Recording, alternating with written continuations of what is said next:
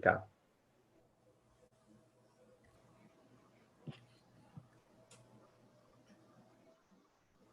Então, assim que você conseguir, me avisa que eu já dou um jeito lá.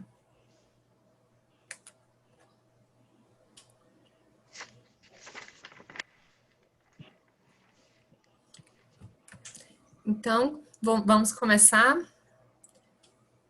Eu cumprimento a todos por meio do meu presidente, Dr. Fernando Parente, da Abracrim DF, por meio da minha vice-presidente, a doutora Jéssica Bronze, e desejo uma boa noite a todos. Meu nome é Raíssa Martins. Atualmente eu estou compondo a diretoria da Abracrim DF e nessa noite eu serei a mediadora dessa conversa sobre investigação defensiva, em que os interessados poderão acompanhar, por enquanto, pela plataforma Zoom, mas posteriormente, assim que a gente conseguir a liberação, pelo YouTube. Tanto no YouTube quanto no Zoom, vocês vão poder fazer perguntas pelo chat, que nós vamos acompanhar. Aqui no Zoom, quem quiser pode levantar a mão, pedir a palavra. Se eu não ver, pode mandar ali no chat pedindo para falar, que vai ser aberto para todo mundo.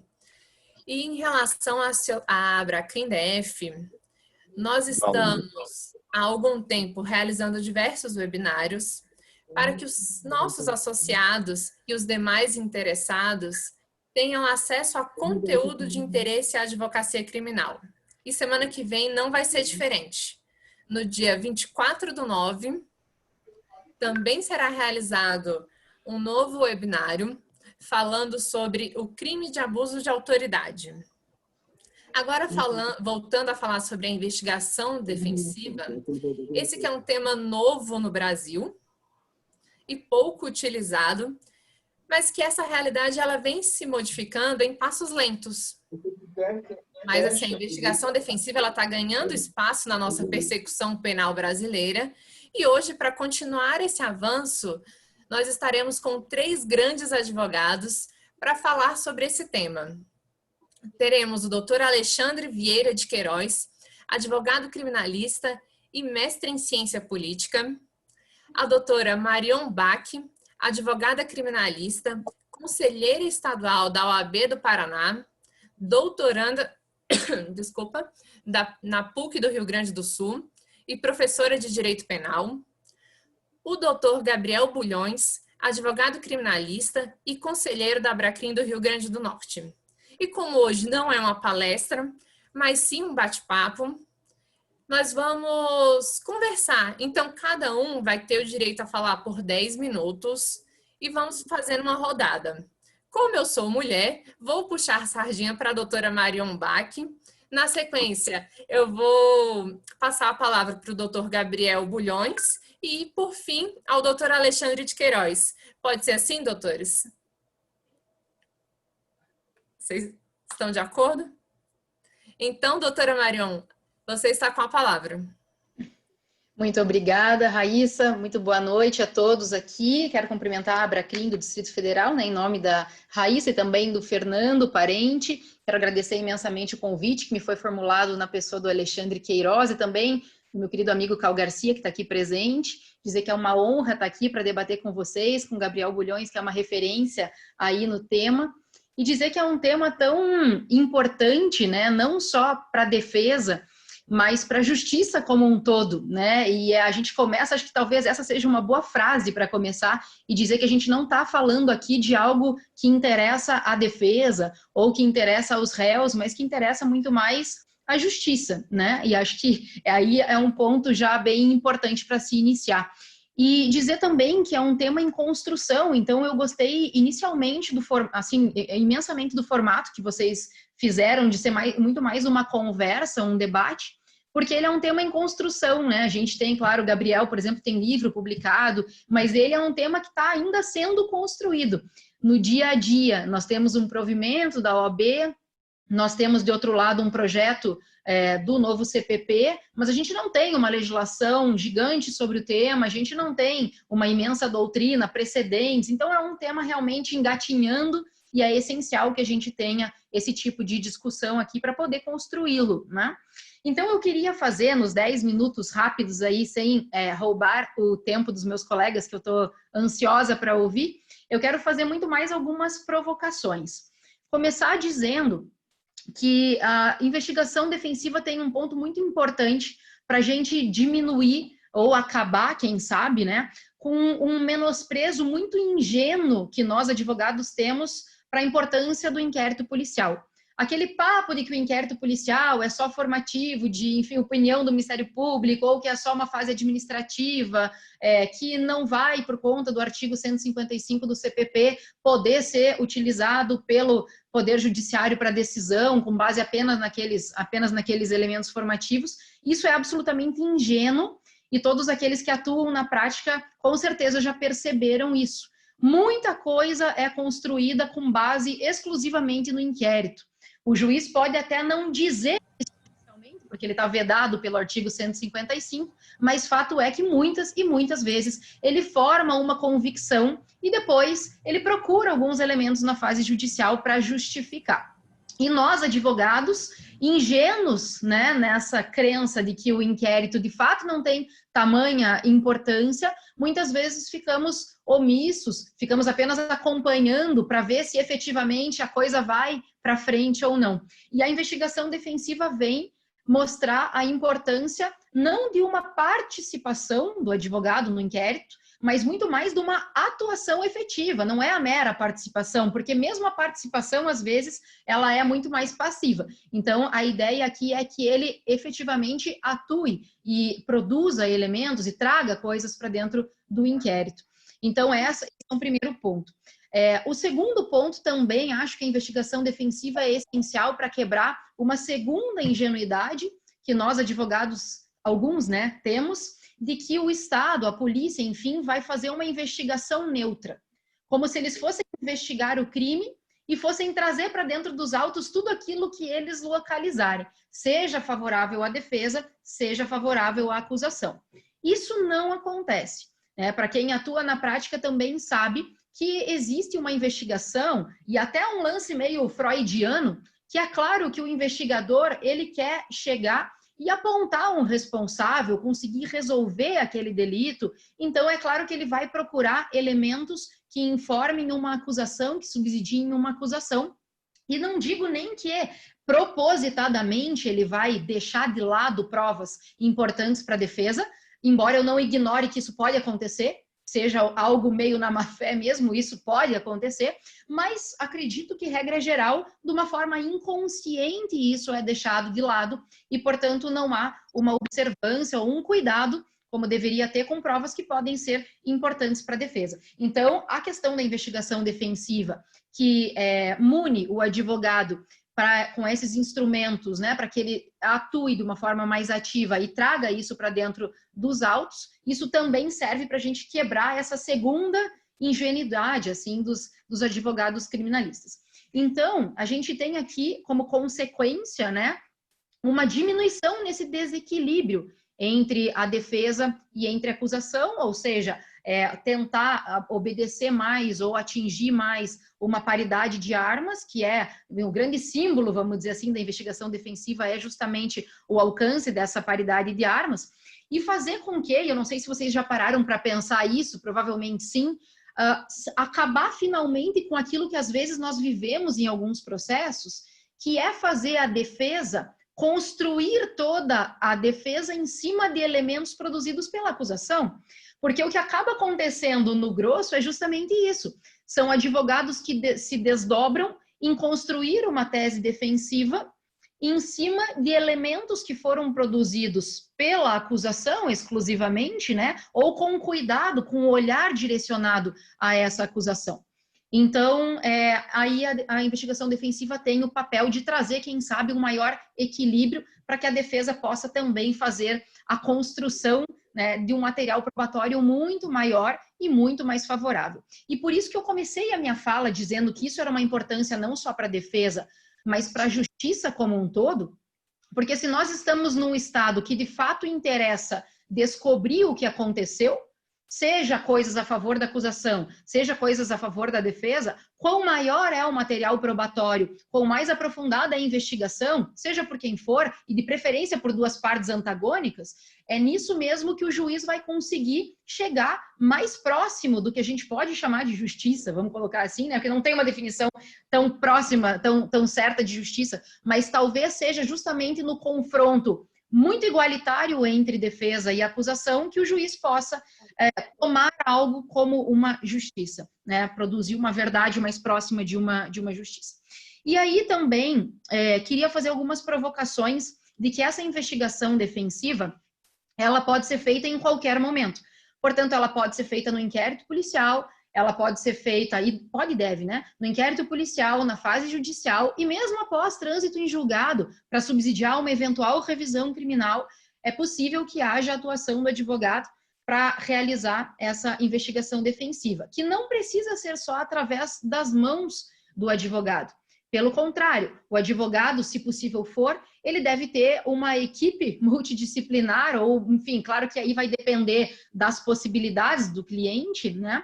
Mas o ideal seria que ele tivesse, assim como tem a acusação, uma série de âmbitos de investigação. Então, ele tem um perito, ele tem, enfim, uma série de pessoas, um médico legista, e assim por diante, para poder subsidiar essa investigação.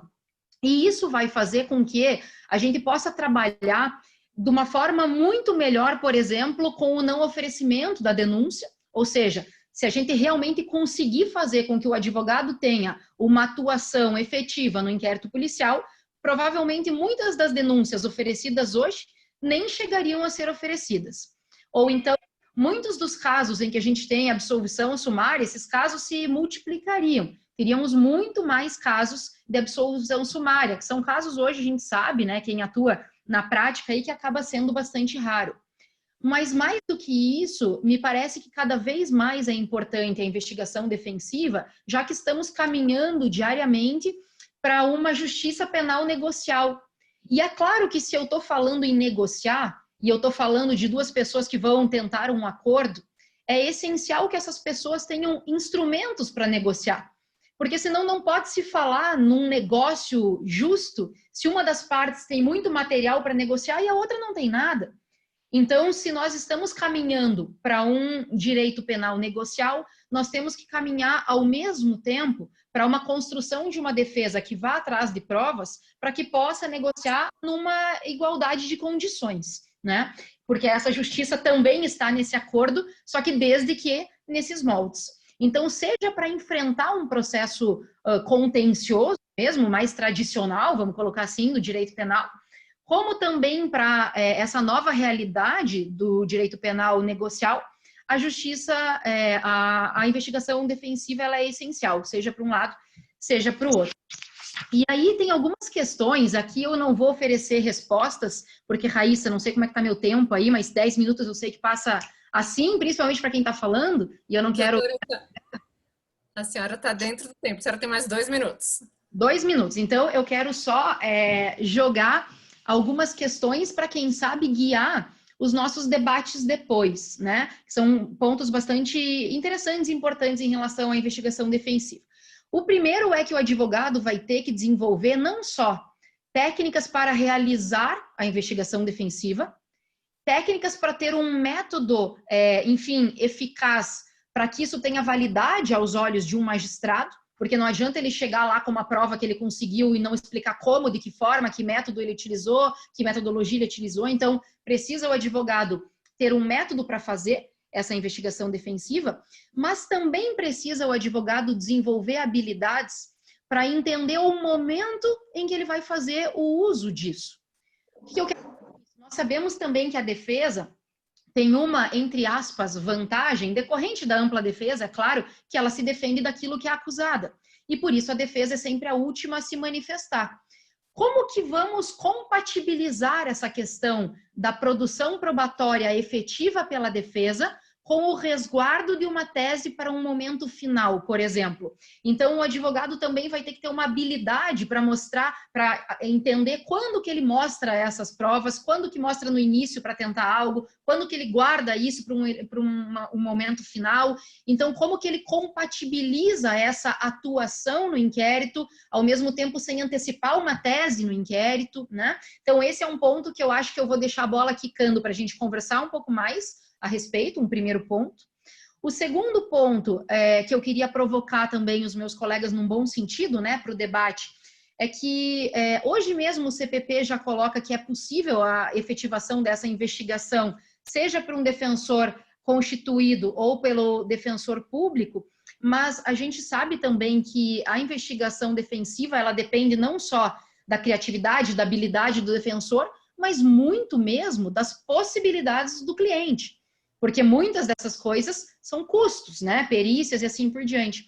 Então, como que ficaria, por exemplo, a questão do desequilíbrio entre defesa de réus mais abastados financeiramente e, por exemplo, réus da Defensoria Pública ou dos réus dos clientes de defensores dativos? Será que, de alguma maneira, essa investigação defensiva não vai ampliar essa diferença tão grande que já se tem nas defesas? Tem alguma forma da gente fazer com que isso não seja uma distinção tão aprofundada, que a gente, enfim, consiga usar isso também a favor dos menos abastados? Acho que esse é um ponto que a gente pode tentar trabalhar. E por último, né, para não ultrapassar mais o tempo e devolver a palavra, a questão de se pode ou não um advogado omitir provas que ele localize. Me parece que aqui no Brasil a gente tem todo um dever de lealdade com o cliente muito maior do que um dever de lealdade com o Ministério Público, por exemplo, né? Sob pena de, inclusive, responder perante a OAB, por exemplo, dependendo da atuação que esse advogado tem. Então, os limites dessa questão de investigação defensiva, fora os limites de investigação em si, no sentido de que, obviamente, o advogado não pode produzir toda e qualquer prova, tem provas privativas do Estado, tem provas que dependem de autorização judicial, mas fora isso, quando ele se depara com elementos probatórios que obviamente são contrários ao cliente, ele pode simplesmente omitir essa informação? Em que casos? Em todos os casos? Tem um limite para isso? Não tem? Acho que também é importante, até para o resguardo do próprio defensor, que a gente, quem sabe, discuta um pouquinho sobre esses pontos. Então, minha intenção era muito mais, sim, Raíssa, mostrar aí um cenário geral mesmo, fazer umas provocações, deixar umas bolas quicando para que os meus dois colegas que vão falar na sequência possam, quem sabe, dar continuidade a esses pontos. São os 10 minutos iniciais, né? Então, eu agradeço a oportunidade, devolvo a palavra e vamos ouvir quem entende do tema. Muito obrigada, doutora. Suas colocações foram muito pertinentes. Eu já estou aqui curiosa para saber o que o doutor Alexandre, o que o doutor Gabriel vai acrescentar nesse início e até o final da nossa conversa. Doutor Gabriel, o senhor está com a palavra. Olá, Raíssa. Boa noite a todos e todas. Doutora Marion, foi um prazer ouvi-la. Realmente uma fala muito qualificada. Eu já tinha tido a oportunidade de vê-la falando sobre o tema, né? É sempre um contributo, sempre um prazer ouvi-la falando. Doutor Fernando, também queria agradecer de novo, né? Renovar o agradecimento aqui pelo convite, né? E parabenizar em seu nome, né? Fazer esse registro da iniciativa, né? Como eu falei, há um vácuo institucional, né, com relação a esse tema, de um espaço que ainda não foi ocupado, que, enfim, já deveria ter sido, né? Eu sempre faço questão de fazer essa crítica pública exatamente para, enfim, a gente se mover cada vez mais e mais rápido nesse tema que foi abandonado por tanto tempo. Raíssa, eu te cumprimento também, enfim, é um prazer estar aqui contigo, os demais presentes, doutor Cal Garcia, que eu estou vendo estar aqui presente também, é uma grande referência, doutor Alexandre Queiroz, que eu não tinha tido a oportunidade de conhecê-lo ainda. Enfim, uma honra estar aqui contigo também, dividindo essa fala de hoje.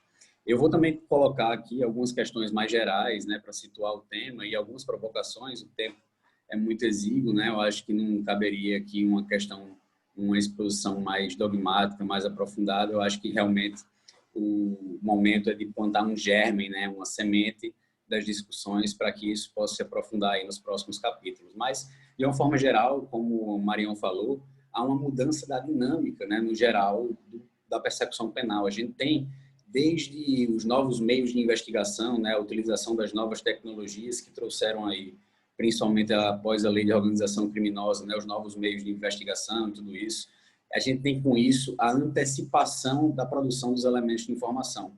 Quase tudo já chega na instrução processual pronto, né? A gente não tem mais o crivo do contraditório, a garantia da ampla defesa, enfim, o juiz como terceiro imparcial mediando tudo isso, tudo na verdade é produzido na investigação, né? Seja no PIC, seja no inquérito policial que dura 6 meses, 1 ano, 2 anos, 3 anos, 4 anos, 10 anos, né? Que utilizam aí N meios de produção de prova, tem vários apensos, cautelares, etc. Então, realmente, essa pegada, digamos, reativa da advocacia criminal tradicional brasileira, né? Uma advocacia com uma cultura mais ou menos assim, pode se chamar de gabinete, que não cai em campo, que não se antecipa, que tenta ver ali o início da sua atividade, digamos, condicionada ao recebimento da citação pelo seu cliente.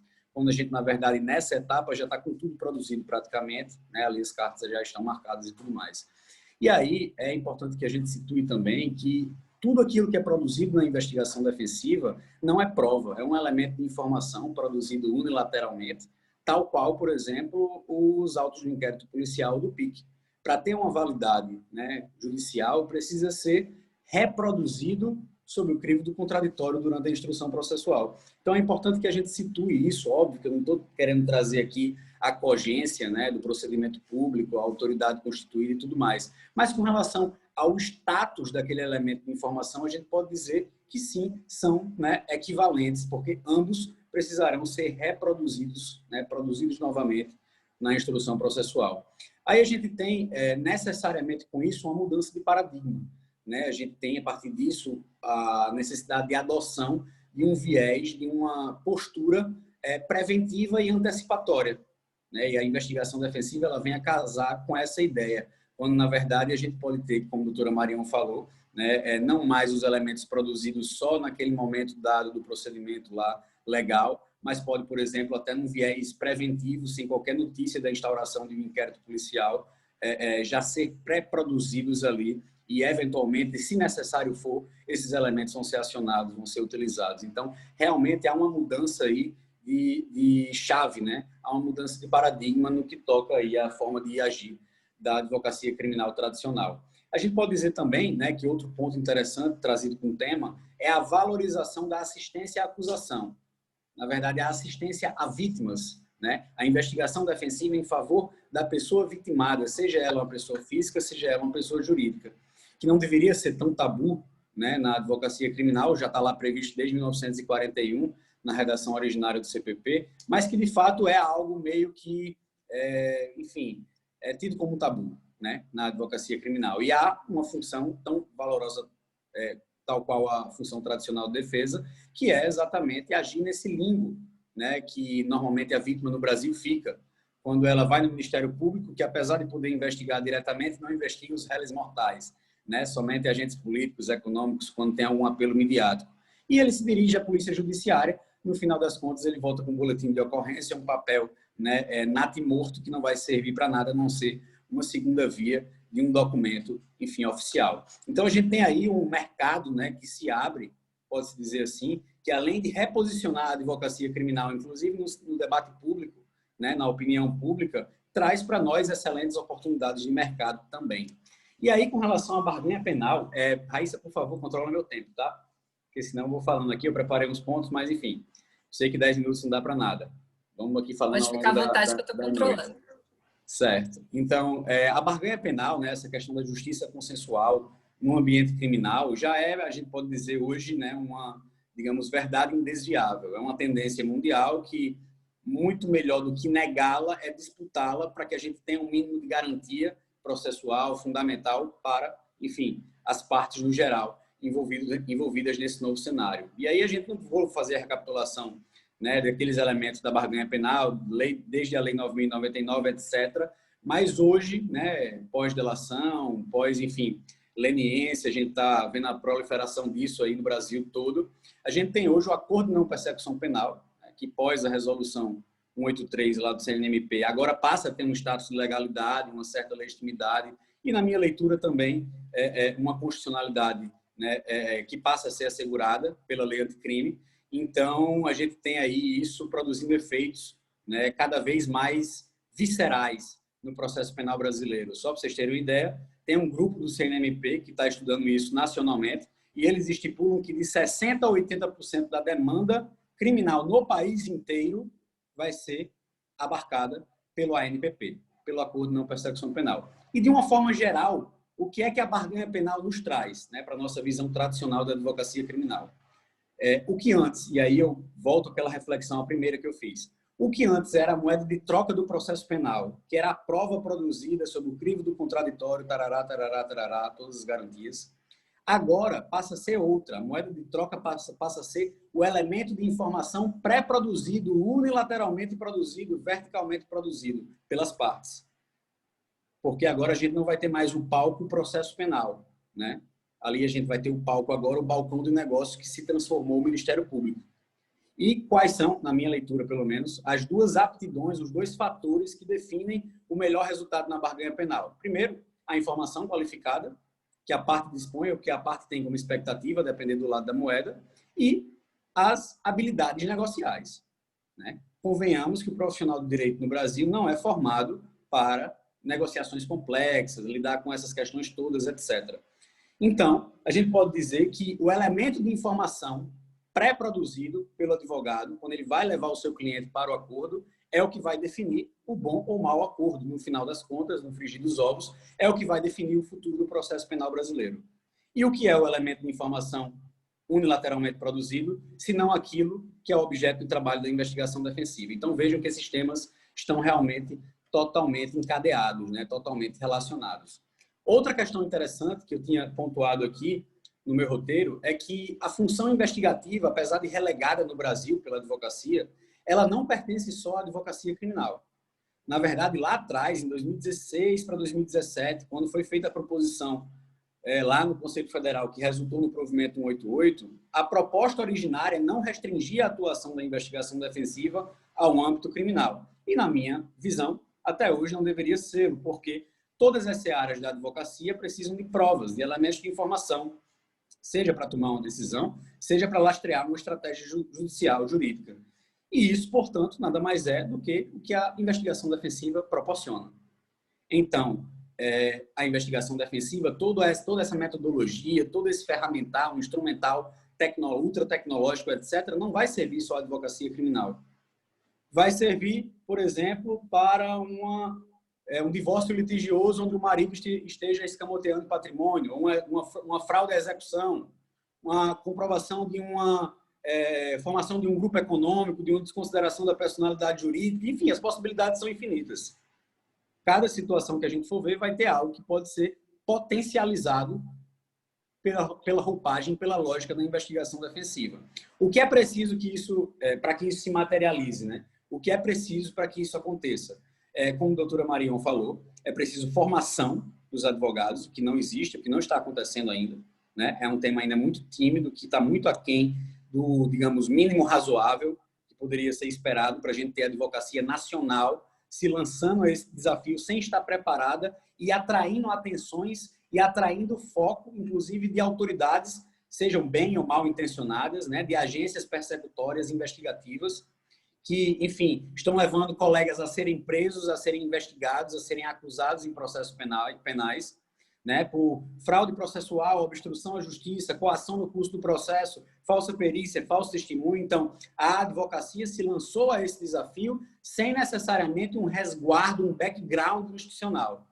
Então, quando o Conselho Federal da OAB vai lá, pega o provimento no texto originário, né, que resultou no provimento 188, e descarta, ou pelo menos extrai, tudo aquilo que não se referia a uma espécie de teoria geral da investigação defensiva, que foi só o que passou nos 7 artigos do provimento 188, de mais de 35 artigos que tinham sido originalmente propostos, né? Quando ela deixa de lado toda digamos, deontologia, os parâmetros de boas práticas, de técnicas especiais de investigação, de autuação do procedimento, AID ou inquérito defensivo, como queiram chamar, a gente deixa os advogados e as advogadas lançados à própria sorte, fazendo investigação que, no geral, né, não só a defensiva, tenha uma interface, digamos assim, sensível com direitos fundamentais alheios, né, que interfere, que mexe no brio das autoridades, né, das corporações punitivas, investigativas, sancionatórias, e a gente está tendo aí alguns efeitos colaterais. Então, é preciso que, para ontem, por exemplo, já trazendo aqui o exemplo que nos trouxe o presidente Rafael Horn, eu estive em Florianópolis há 2 semanas atrás, e foi criada lá a primeira comissão de investigação defensiva do país em uma seccional da OAB. Né? Isso, de lá para cá, em menos de 2 semanas, eu já tive outros 3 contatos de outras 3 seccionais, e eu falei, isso vai ser um efeito cascata. E está acontecendo com atraso. É preciso que haja uma pulverização dessas discussões, desses engajamentos, dessas maturações, para que a gente consiga, mais uma vez, como a doutora Marion falou, né, coletivamente construir esse tema que ainda é muito incipiente. Né? Não vai ser um artigo científico, um anual, não vai ser uma coisa isolada ou outra que vai trazer substrato, né, subsídios suficientes para que a gente possa avançar nesse tema de uma forma segura. Então, eu não sei quanto tempo eu tenho, Raíssa, acho que já estourou, né? Agora estourou, doutor, com certeza. Tá. Deixa eu só fazer mais uma parte de 10 segundos, tá? Deixa. E aí eu continuo à vontade. Na próxima oportunidade. Nós temos que principalmente discutir qual é o modelo de regulamentação legal que nós vamos ter. Se vai ser um artigo de lei no CPP ou no Estatuto da Advocacia e da OAB, se vai ser uma lei especial, exauriente, ou se vai ser um capítulo exauriente inserido no CPP. Enfim, a gente vai ter a oportunidade de voltar a essa discussão, mas eu queria também colocar essa sementinha aí no nosso debate, certo? Então, sigamos. Então, por isso, doutor Gabriel, que é tão importante que a gente tenha esse tipo de conversa, esse tipo de debate, porque não é só um que vai conseguir construir, somos todos nós em conjunto, porque é algo extremamente novo, como vocês bem têm ressaltado até agora. Então, doutor Alexandre, fique à vontade. Muito boa noite a todas e a todos. Cumprimentar inicialmente o meu colega, doutor Fernando Parente, presidente da Abracrim e toda a sua diretoria. É um tema, como já foi dito aqui pelos meus colegas que me antecederam, de suma importância, atual, e importante esse debate. Verifiquei aqui alguns pontos que acabei anotando em relação à fala da colega da Marion e do Gabriel, que eu também o fato de falar por último tem suas desvantagens, mas também quando a gente fala posteriormente a debatedores tão qualificados, trazem algumas vantagens. Uma dessas é, primeiro, dizer que eu concordo com tudo que já foi dito até agora. Comungo da fala da Marion quando ela fala que a questão da justiça, falar de investigação criminal é sobretudo falar de justiça. Eu costumo citar uma frase do Piano, que é um dos mais festejados jurisconsultos da antiga Roma, que ele falava que justiça é a constante perene vontade de se atribuir a cada um o que é seu. E o que se busca, na verdade, com esse tema da investigação defensiva, e aí eu peguei uma frase que a Marion falou muito importante, que a paridade de armas, eu reputo, e isso não é só aqui no Brasil, ela é uma utopia. Utopia por quê? Porque a gente sempre vai ter do outro lado todo o aparato estatal. Então, você vai ter a defesa, não, nem aqui no Brasil, nem em qualquer outro lugar, ela vai ter todo o aparato que o Estado dispõe. Então, o que se propõe com a investigação criminal defensiva é, na verdade, como foi dito, tentar diminuir um pouco essa disparidade. E na minha ótica também, quando nós nos debruçamos sobre esse tema, nós estamos, na verdade, verificando qual é a própria natureza da atividade da advocacia, sobretudo da atividade criminal. Como já foi dito aqui, quando a gente hoje chega para o processo, na verdade, já está tudo produzido. A prova já está produzida. Na palavra do Ferraioli, ele fala do sistema misto, ele é um crítico do sistema misto, e ele diz que, na verdade, o sistema misto, essa fase que a gente tem inquisitorial e depois uma fase de contraditório, ela é uma mera repetição e uma encenação, porque já está tudo produzido.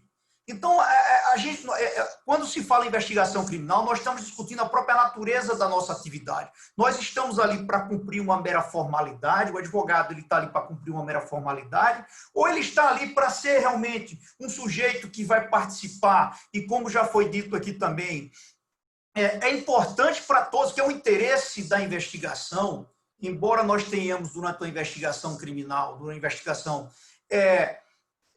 uma autoridade presidindo o ato, mas a investigação não pertence à autoridade.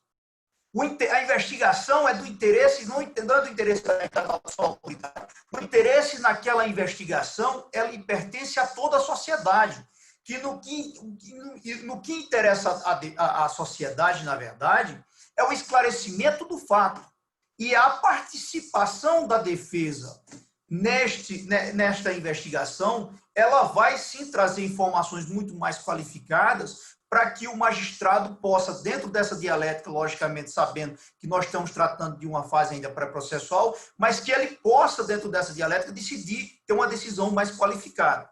Então, essa investigação, ela vai mostrar, a investigação defensiva, ela traz uma forma de mostrar a própria natureza da nossa atividade, mas ela também demonstra qual é a natureza da sociedade, qual é o tipo de sociedade que nós queremos.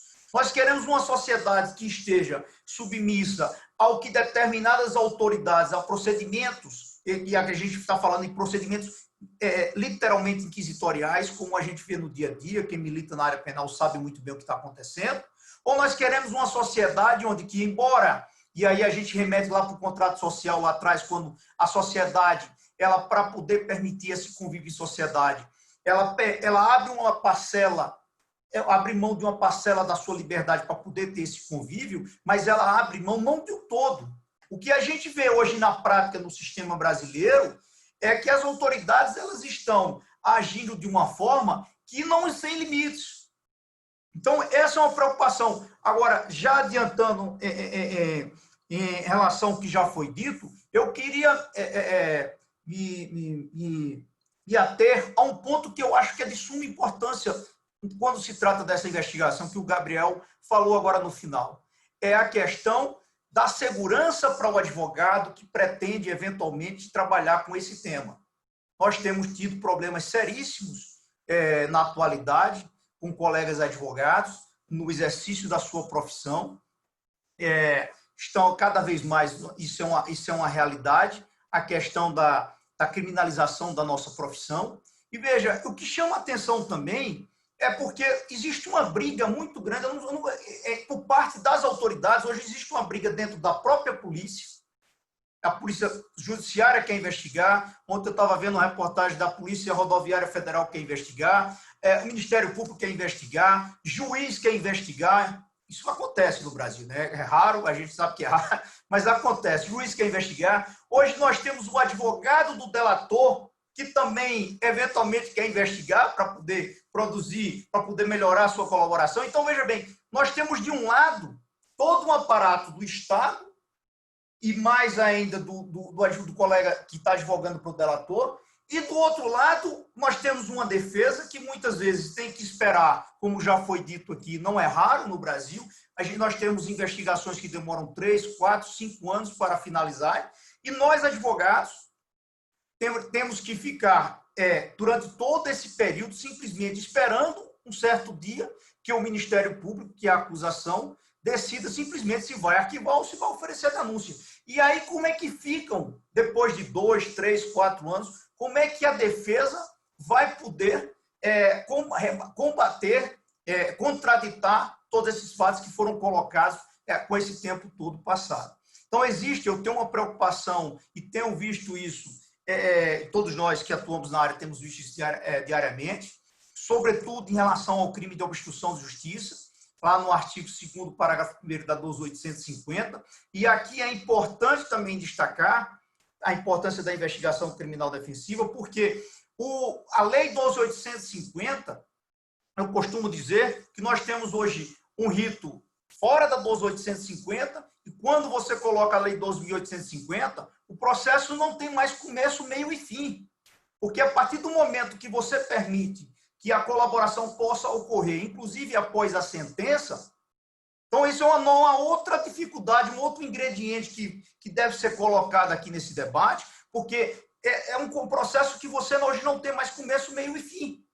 Então, como é que você, como advogado, eu costumo dizer isso, você vai atuar num processo desse, em que você, por mais que você queira se antecipar, queira produzir a sua prova, queira agir de forma proativa, como é que você vai se comportar dentro de um processo, e eu já estou falando até de processo, estou me falando da parte pré-processual, como que você vai se comportar na defesa do seu cliente, da sua tese, quando, na verdade, esse processo não tem mais começo, meio e fim.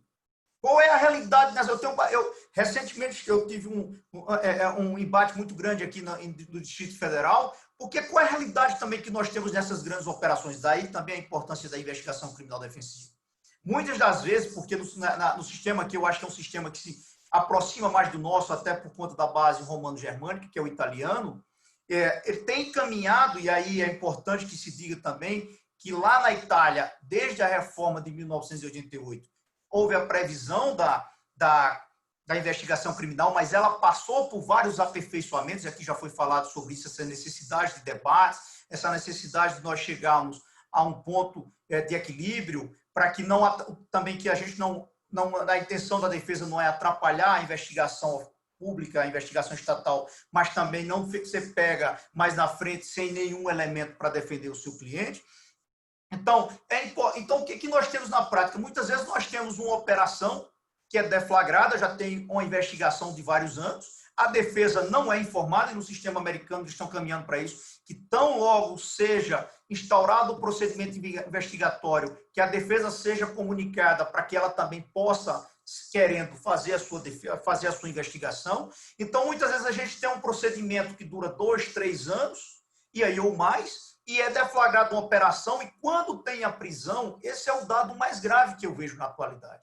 Você tem uma prisão, e a partir do momento que você tem uma prisão, o Ministério Público tem um prazo mais exíguo para oferecer a denúncia, e ele oferece a denúncia, e a defesa tem 10 dias para apresentar uma resposta à acusação, e quando tem essa prisão e essa deflagração dessa operação tem uma busca e apreensão, nós não temos sequer acesso. Como que nós vamos apresentar essa resposta à acusação sem essa investigação defensiva, sem o mínimo de elementos, naquele prazo de 10 dias? Está entendendo? Naquele prazo de 10 dias, sem ter acesso, e muitas vezes nem a acusação tem, que é bem verdade que se diga, aquelas provas que foram obtidas na busca e apreensão. Então, é necessário que se debata isso. Mas eu repito, eu queria, e aí eu não sei quanto tempo eu tenho ainda, Raíssa. Ele acabou exatamente agora, mas você pode concluir. Então, eu volto mais à frente justamente na minha preocupação em relação à questão da segurança jurídica, que a meu sentir, o provimento, realmente, como já foi dito aqui, eu achei ele muito vago, ele não traz nenhuma segurança realmente para o provimento da OAB, nenhuma segurança para o colega poder realizar a sua investigação. Mas eu volto mais à frente.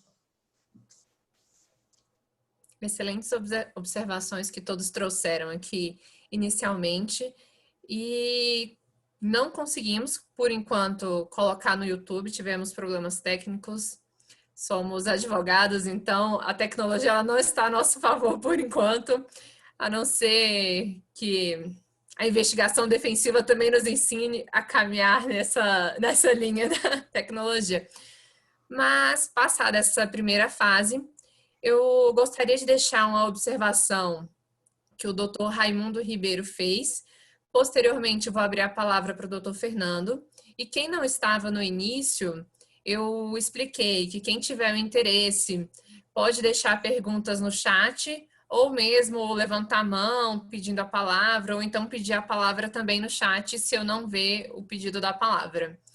E a observação do Dr. Raimundo Ribeiro, a provocação de reflexão, na verdade, é a seguinte: penso que desde quando a PEC 37 alçou os promotores à condição de detetives, me parece que os inquéritos policiais morreram, pelo menos para os casos que a mídia noticia.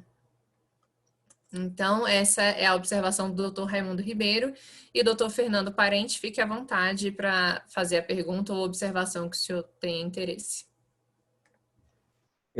Raíssa, eu não sei primeiro se os colegas querem comentar a respeito da provocação do Raimundo Ribeiro sobre o MP investigador e desaparecimento dos inquéritos de grande relevo, inquéritos policiais, ficando aí os inquéritos ministeriais, vamos chamar assim, os famosos PICs. Não sei se os colegas querem comentar em primeiro lugar, vamos ver isso aí.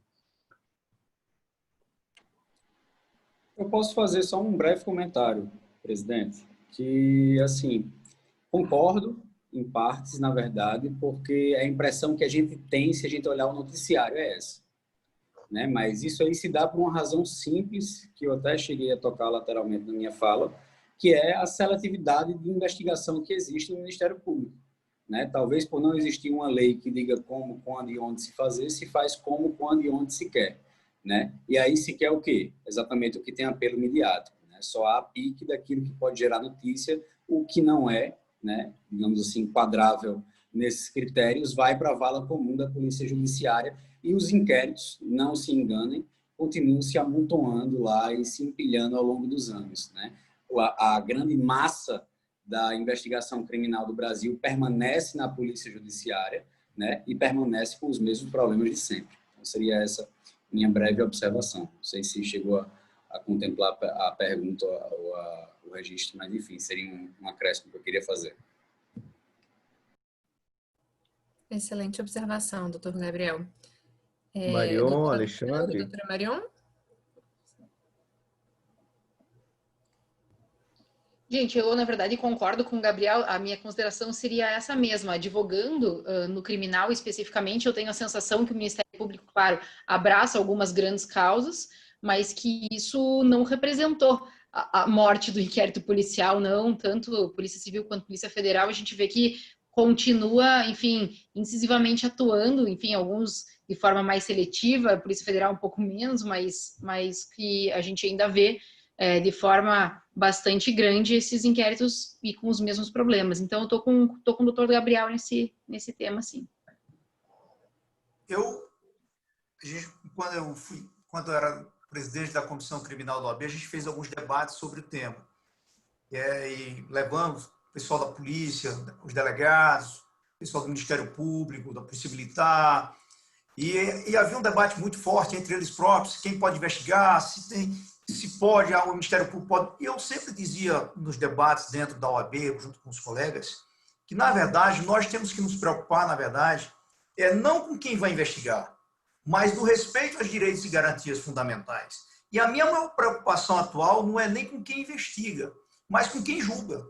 Porque o grande problema e a importância da investigação criminal, a investigação criminal defensiva, ela é importante, mas ela tem que acontecer dentro de outras reformas, de outras transformações, que é o caso que nós tivemos com a nova lei anticrime, que está suspensa, essa questão em relação ao juiz de garantias, mas ela tem que, porque o sistema tem que ser harmônico. Não adianta nada também nós, enquanto advogados, nós podemos fazer o nosso tipo de investigação se o magistrado que vai julgar o caso é o mesmo magistrado, está entendendo? Que foi aquele que deferiu as medidas cautelares lá na fase investigatória, na fase pré-processual, para o Ministério Público, para a polícia. Então, esse magistrado, e a teoria da dissonância cognitiva, ela explica bem isso, esse magistrado, ainda que inconscientemente, ele está, a sua decisão, ela está viciada, porque ele acaba tendo contato com aquela investigação, com aqueles pedidos que foram feitos, e é difícil. Certa vez eu vi uma pesquisa do Tribunal de Justiça do Rio Grande do Sul, onde eles mostravam no julgamento das apelações, eles pegaram 90, eu acho, acordos, se eu não me engano, lá no Tribunal de Justiça do Rio Grande do Sul, e que acho que era 90%, se eu não me engano, desses acordos, o juiz que decretava a prisão, ele, ao final, ele condenava. Veja, o juiz que é o mesmo juiz que decretou a prisão lá na fase pré-processual, depois é esse magistrado que vai julgar. Então, nitidamente está contaminado a sua forma de ver o processo. Não apenas essa observação. E é interessante também, doutor Alexandre, que o Ministério Público, com o PIC, a partir do momento que ele vem realizando as investigações, ele vai procurar prova para fundamentar a acusação dele. Consequentemente, o juiz que teve acesso a esse tipo de investigação, a tendência é muito maior no sentido do que o senhor falou. Doutor Fernando, o senhor ainda tem interesse em fazer a sua pergunta? Sim, sim. Eu vou começar com um comentário sobre a última fala do Alexandre. Franco Cordeiro chama isso de estado mental paranoico, viu? É aquela maneira você não consegue mais dissociar do que você enxergou. O juiz que teve contato com a prova ilícita, ele não vai simplesmente ignorar a existência dela. Ela pode ser descartada dos autos, mas está ali, ó, estado mental paranoico. Eu vou dar um exemplo, dois exemplos, dividir a minha fala em duas partes. Primeiro, exemplos pragmáticos de investigação defensiva que deram resultado na experiência que eu vivenciei lá no escritório. Nós tivemos duas situações específicas o crime era o mesmo, em momentos muito distintos, mas coincidentemente crime de estupro, que sabemos que o pré-julgamento ele é mais forte do que... eu acho que hoje ainda é mais forte do que o da corrupção, né? Não sei, mas talvez ainda seja. E uma situação que não fosse a atuação nossa no sentido de ir à delegacia, levar elementos, provocar novas diligências policiais, esses inquéritos teriam virado denúncia e foram arquivados posteriormente. Na época ainda tinha que ter homologação do magistrado, hoje já não mais, né? Por quê? Porque largou-se, e aí eu começo a tocar na fala da Marion, aquela ideia daquela ingenuidade, Marion, de que, não, cliente, fica calado, eu vou só na delegacia tirar a cópia do inquérito, saber o que está acontecendo, para me antever a resposta à acusação. Aquela ingenuidade de que, né, não, vamos aqui atrapalhar, e aí o Alexandre bem tocou nesse aspecto, né? E o próprio Gabriel também, quando começa a falar da ideia da participação da investigação defensiva, não só na advocacia criminal, mas para outras áreas, aquela ideia de que não, vou esperar o delegado fazer o trabalho dele, o meu trabalho é não incomodá-lo, mas saber o que está acontecendo, e quando vier o processo, eu reajo, né? Nessa questão, conseguiu se mostrar, nas duas situações, que, na verdade, a alegada vítima tinha ali distorcido toda a situação. E haviam elementos outros não declarados por ela, não informados por ela, que traziam justamente de propósito, né? Não queria informar, traziam contraposições à alegação. Pessoas que estavam no evento, pessoas que presenciaram determinadas coisas, né? Consumo de álcool teria sido consensuado, a relação sexual teria sido consensuada, e tudo isso, se não fosse uma atuação ali naquele momento, teria levado a uma acusação e talvez até uma prisão preventiva. Talvez uma prisão preventiva, que é muito comum em crime sexual, a prisão preventiva vir encartada com a denúncia, né? Então, primeira parte é isso. Eu consegui vivenciar duas experiências muito claras nesse sentido, nesse aspecto. E aí eu agora perpasso aqui, achei muito interessante a fala da Marion quando divide 3 pontos, se não estiver enganado, Marion, ingenuidade, né? A ingenuidade em 3 momentos. Aquela ideia de esperar, aquela ideia de será que a gente vai ficar aí parado, não vai se preparar para isso. E aí eu faço uma colocação ao que você disse, Marion. Quando saiu aquela lei dos detetives, regularizando a carreira de detetive, logo saiu um artigo, até cacei aqui agora, mas não consegui achar, talvez ele tenha, ou você tenha lido, ou ele seja até seu, dizendo justamente isso, a disparidade na capacidade de defesa entre o réu com capacidade de custear a investigação de detetive particular e aquele não capaz, ou seja, o cliente da Defensoria Pública. Será que nós queremos mais um peso de desigualdade na balança? Quer dizer, o que foi pensado para ajudar pode estar sendo, na verdade, mais um motriz, né? Mais uma fonte de desigualdade do processo penal que já é tão carregado de diferenças, né? E colocando a fala do Gabriel, eu vou fazer uma provocação aqui. Hoje não é sexta-feira, mas pode ser dia de maldade, né? Eu vou fazer uma pergunta que é para derrubar assim, bater nos 3 de uma vez só, tá? Eu peço essa licença. Marion, como é que nós podemos superar essa ingenuidade e tornar a atuação do advogado, sair daquela posição da antiga advocacia e ir para uma nova posição que está aí, que o Gabriel está provocando, dizendo que ela não é só na área criminal, ela é em outras áreas. Gabriel, a provocação para ti estamos indo para uma americanização da advocacia criminal brasileira, uma ideia de uma atuação muito mais forte, pré-processo, não para chegar num acordo como lá é comum, né, o plea bargaining, não para chegar nesse aspecto, mas estamos caminhando para uma americanização da advocacia criminal brasileira na fase investigativa.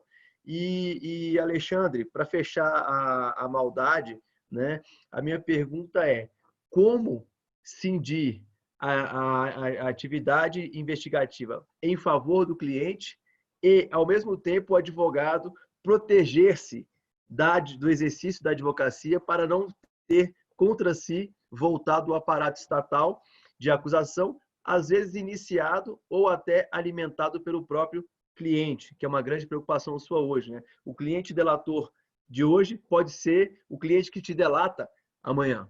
Essa era a tríade de perguntas que eu queria fazer para poder provocar um pouquinho aí o debate. Muito obrigado. Então, como foi uma pergunta para cada um, eu vou abrir o espaço para responder e depois a gente volta com o tempo. Pode ser assim? Acho que fica mais fácil. Então, doutora Marion, fique à vontade para respondê-lo. Bom, a maldade a mim dirigida, né, Fernando? Foi a pergunta como que a gente pode fazer para sair um pouco dessa posição mais passiva, atuar. E eu vou tentar fazer isso respondendo algo que você também colocou e que, enfim, perpassou por todas as nossas falas, que é a preocupação de aumentar a distância das defesas de quem é financeiramente capaz e daqueles que, enfim, são suportados aí por defensoria pública ou defensoria da ativa, essencialmente, né? É claro que quanto mais possibilidades financeiras um réu tem, mais investigação defensiva ele é capaz de fazer. Ele é capaz de contratar um baita de um médico, ele é capaz de contratar um baita de um perito. Isso eu acho que a gente não vai conseguir aniquilar essa diferença. Mas eu queria talvez mostrar num exemplo bem simples, que dependendo da boa vontade e da criatividade do defensor, e aí a gente fala de defensoria pública, da ativa, constituído, tanto faz, é possível sim sair dessa posição. Então vamos colocar num exemplo bem simples de um crime de trânsito, né, que o sujeito chega lá no teu escritório um dia depois de ter atropelado e cometido um homicídio culposo, por exemplo. Coisas que não demandam muito investimento financeiro, mas o advogado ele pode, primeira coisa, ir no local, tirar foto da via, porque, por exemplo, se o cliente diz, a via tinha um monte de buraco, bom, talvez amanhã ou depois o GRECA mande cobrir a via e não tem mais os buracos, e como é que você vai provar que tinha buraco? Né? Então, se você não for lá na hora, o GRECA é o prefeito de Curitiba, tá, gente? Eu esqueço que o negócio é meio... né, Cal? Falei o GRECA aqui, pressupondo que tá todo mundo no mesmo ambiente aqui, desculpa, gente. E, então, assim... Aí pode ser que o prefeito, 2 dias depois, já tenha, enfim, coberto ali de um asfalto novo, e você, se foi lá no dia, tirou foto, não é uma coisa financeiramente muito elevada, e que o advogado, com um pouco de dedicação, foi lá, tirou. Olhou se tem câmera em volta, se tinha, por exemplo, câmeras de segurança, algum estabelecimento comercial, algum prédio, porque se passar do tempo também, essas câmeras já passam por cima da gravação. Então, ele ia ali conversar, ver se tem um porteiro que viu, para ser testemunha, pegar o nome, São coisas simples, né? Relativamente simples, e que falando assim parece tão óbvio, mas, e eu não quero que ninguém aqui levante a mão e diga, mas a gente pode olhar para o nosso próprio trabalho e ver quantas vezes a gente faz isso. Quantas vezes a gente realmente sai do escritório e vai para a rua e vai tirar foto e vai conversar com alguém e vai tentar fazer. São pouquíssimas as vezes que os advogados se prezam a isso e que talvez seja tão importante quanto, ou dependendo do caso, até mais importante do que as técnicas jurídicas que ele tem, a habilidade para construir uma peça. Então, aqui para ficar num exemplo bem simples e talvez respondendo a sua questão de como fazer, né? Mas num exemplo bastante simplista, de pesquisar na internet qual era o clima, de ver qual era, enfim, tirar foto, a questão, enfim, tudo isso que eu comentei, e que isso a gente pode fazer, inclusive, com um réu dativo, que não tem uma capacidade imensa de bancar aí uma equipe, né, de investigação defensiva, mas quando a gente assume essa investigação, me parece que a gente assume o encargo de fazer o possível, né? E aí isso está dentro da nossa obrigação, não tem outra palavra, dentro da nossa obrigação. Acho que é isso, Fernando, para responder sua maldade, acho que são algumas provocações também.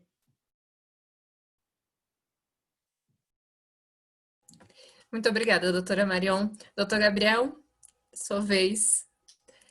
Perfeito. Então, Fernando, eu acho que nenhuma análise médica crítica deve ser feita, mas a gente deve aproveitar tudo de bom e que é ajustável à nossa realidade, né? Eu não acho que pensar no modelo de advogado americano e achar que nós vamos, de repente, né, assumir essas vestes seja talvez um caminho que vai trazer o melhor resultado, né? Eu acho que a gente tem que construir uma teoria aqui nacional, né? O Brasil é um país muito singular, que tem suas peculiaridades históricas, sociais, políticas, econômicas, institucionais, né? Enfim, de uma forma geral. E a gente tem muitos espelhos para ter esse reflexo, né? Como como é que eu posso dizer, mosaico das melhores experiências. Já que a gente está começando essa história atrasado, né? Se a gente for pensar que da América Latina, o Brasil é o único país que ainda não fez, né? Portanto, o último país que não tem uma reforma global do CPP. E se a gente for observar, né, em todos eles a gente tem a função investigativa da advocacia sendo assegurada, inclusive do plano legal, né? Começando com o Chile, até a gente chegar aqui Argentina, Uruguai, Paraguai, enfim, países que estão inclusive muito mais próximos aqui, localizados geograficamente ao nosso lado, né? Enfim, em contraposição à vertente americana, mas a verdade é que o advogado americano ele sabe fazer isso muito bem, porque sempre fez, lá sempre foi assim, e é difícil você conversar com um advogado norte-americano e perguntar a ele o que é investigação defensiva e ele saber lhe responder, né? Porque a investigação, a função investigativa da advocacia está em tudo.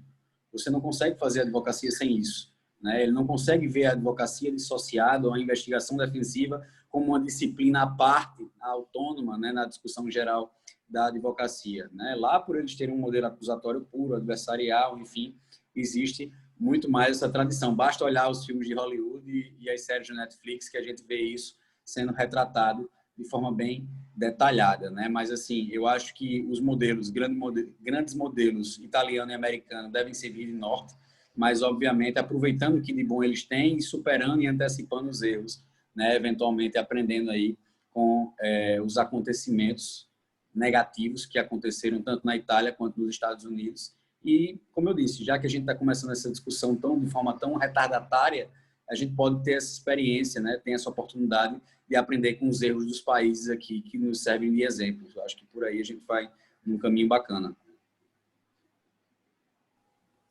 Esse é o nosso momento de aprender com os erros dos outros, né, doutor Gabriel? Doutor Alexandre, sua vez da maldade agora. Em relação à provocação do Fernando, eu até conversava com alguns colegas e eu dizia que nós temos que ter não só a investigação criminal defensiva, nós temos que pensar também numa investigação criminal defensiva para a defesa da defesa, porque tal é o grau de criminalização da nossa atividade. Então, é um drama que nós vivenciamos hoje. Nós tivemos recentemente uma operação, agora na semana passada, uma grande operação envolvendo uma série, e o foco foi justamente colegas advogados, e veja a gravidade do problema.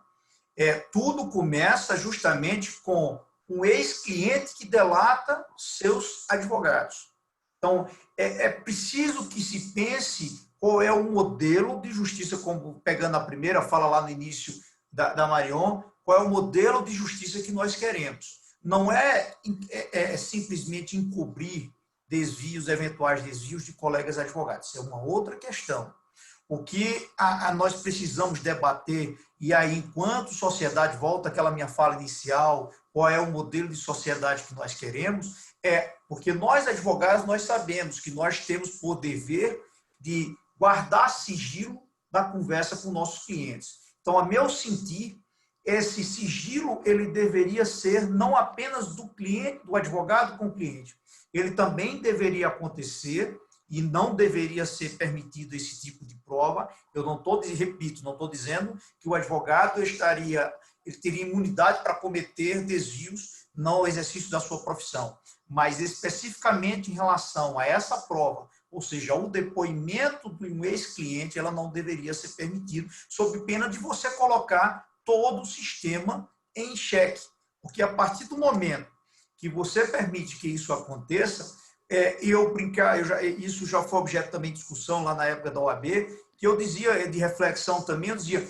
qual é o instrumento que o advogado tem para se defender de algo que o seu ex-cliente chega perante um órgão de investigação e depois no processo e diz que o seu ex-cliente foi quem criou aquela tese, foi o cliente que deu a ideia de ele fazer aquilo outro.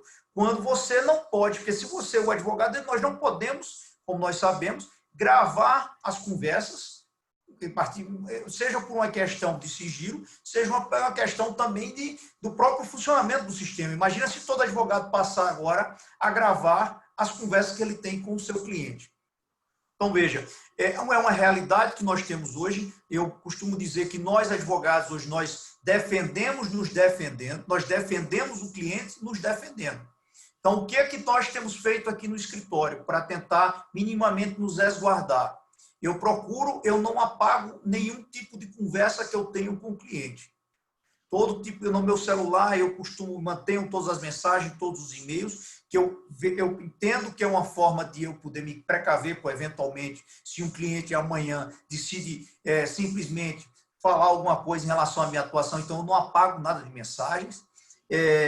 Eu procuro, e logicamente nós temos que ter alguns cuidados com procuração, com a atuação nos autos. Então, tem algumas formas de a gente procurar minimizar esse ponto. Mas é fato que nós temos um problema que precisa realmente nós caminharmos. Esse aí é um problema que eu não vejo solução a curto prazo. É como é que o advogado pode se defender de uma eventual delação do seu cliente quando ele não pode, ele tem que resguardar o sigilo do seu cliente. Ou seja, se eu... Aí alguém pode dizer, mas você pode usar a prova ilícita para se defender, para provar a sua inocência. Mas veja bem, o advogado que eventualmente parta para uma dessas, para gravar uma conversa com o seu cliente, ele pode até ser absolvido, pode até conseguir provar a sua inocência, mas, consequentemente, ele vai ter problemas na sua atuação profissional.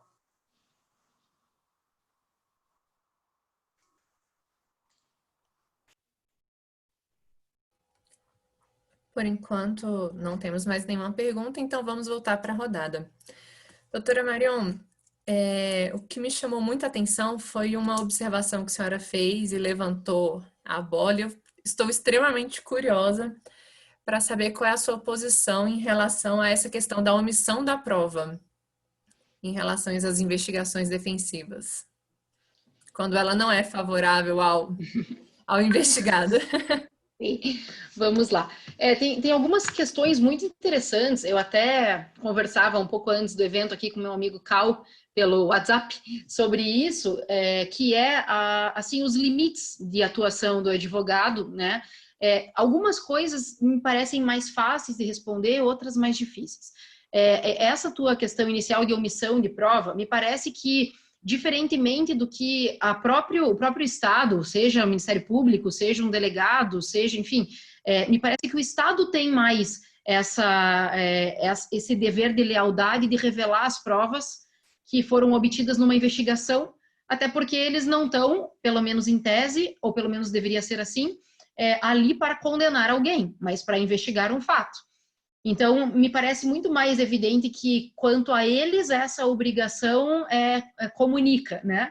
Agora, o advogado, contrário, o advogado é constituído e aí ele tem, perante a OAB, inclusive, várias obrigações de lealdade com o cliente, com o seu constituinte. Então, se eventualmente o advogado se depara com uma prova que é desfavorável ao cliente, me parece um tanto evidente que ele não vai ter que revelar isso para o Ministério Público com um dever de lealdade ao processo, porque a lealdade do advogado, repito, não é ao processo. O que também não significa que o advogado pode agir de qualquer forma e fazendo qualquer coisa. É óbvio, não é isso que eu estou dizendo, não é que para defender o cliente ele pode atuar ilimitadamente, mas se ele atuar dentro dos limites que lhe são permitidos e dentro desses limites ele se depara com alguma prova que é desfavorável ao cliente, ele vai omitir, o que não é muito diferente do que a gente já faz na advocacia, né? Porque na advocacia, de certa forma, é óbvio, quando você seleciona uma tese em detrimento da outra, quando você fala, enfim, olha, seria importante você dizer isso, não comentar. É claro que você, de alguma forma, omite muitas informações, né, do Estado, vamos colocar assim. E acho que é esse o papel do advogado de defesa dentro de alguns limites éticos. Agora, outra coisa, Raíssa, que é muito mais difícil do que isso para responder, e que era o que eu estava discutindo com o Cal, e nós não temos uma posição unânime, e aí eu também gostaria de ouvir, posso até fazer com que essa rodada seja, quem sabe, em cima disso, se ninguém tiver outra proposta, né? A questão de como que o advogado pode ou não pode atuar na produção probatória para o cliente. Por exemplo, vou lançar aqui um exemplo bem, entre aspas, simples. Imagina que a gente tem um cliente acusado de um estupro, doutor Alexandre, ou de um homicídio, doutor Gabriel, por exemplo. Então, nosso cliente com uma acusação grave. E você, para conseguir provar a inocência desse cliente, tem acesso a uma prova, mas que você tem que, por exemplo, invadir a residência de alguém. Pode ou não pode? Aí a gente vai dizer, bom, mas Marion, aí é uma prova ilícita, enfim, viola um direito, sei lá, privacidade, por exemplo. Ok, mas a liberdade do cliente colocada lado ao lado com a privacidade de uma pessoa que está eventualmente acusando injustamente, o que fala mais alto? Pode o advogado fazer isso? Não pode fazer isso? Estamos diante de uma legítima defesa? Estamos diante de um estado de necessidade? O advogado pode fazer isso desde que ele esteja atuando como defensor, mas não pode fazer isso se ele for assistente de acusação, porque daí a prova produzida estará sendo feita para acusar e não para defender. Há essa diferença? Não há essa diferença?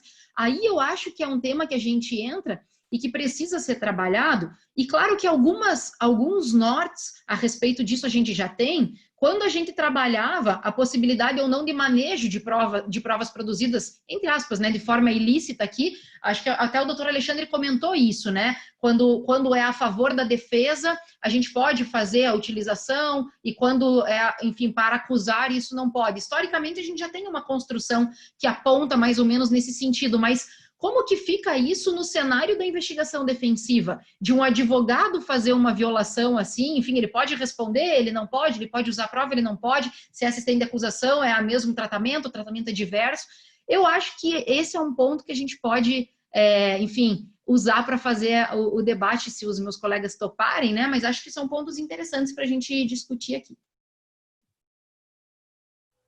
Realmente foi levantou um questionamento extremamente interessante. Até onde vai o limite da nossa investigação? Doutora, eu já posso passar, então, para eles? Eu queria fazer um comentário antes, Raíssa. Pode ser? Claro. Marion, eu acho essa questão, a gente tem muito discurso aí de advogado que é só pró-advogado, juiz que é só pró-juiz e MP que é só pró-MP e esquece da balança, né? E aquela ideia da gente, claro, o advogado, se ele vai contra a confiança que o cliente depositou nele, inclusive é patrocínio infiel, é crime. E o advogado, na verdade, ele não faz em nome próprio, ele faz no cumprimento da função que ele aceitou, com o contrato que ele fez com o cliente, e fazendo dar efetividade ao direito de não autoincriminação do cliente dele.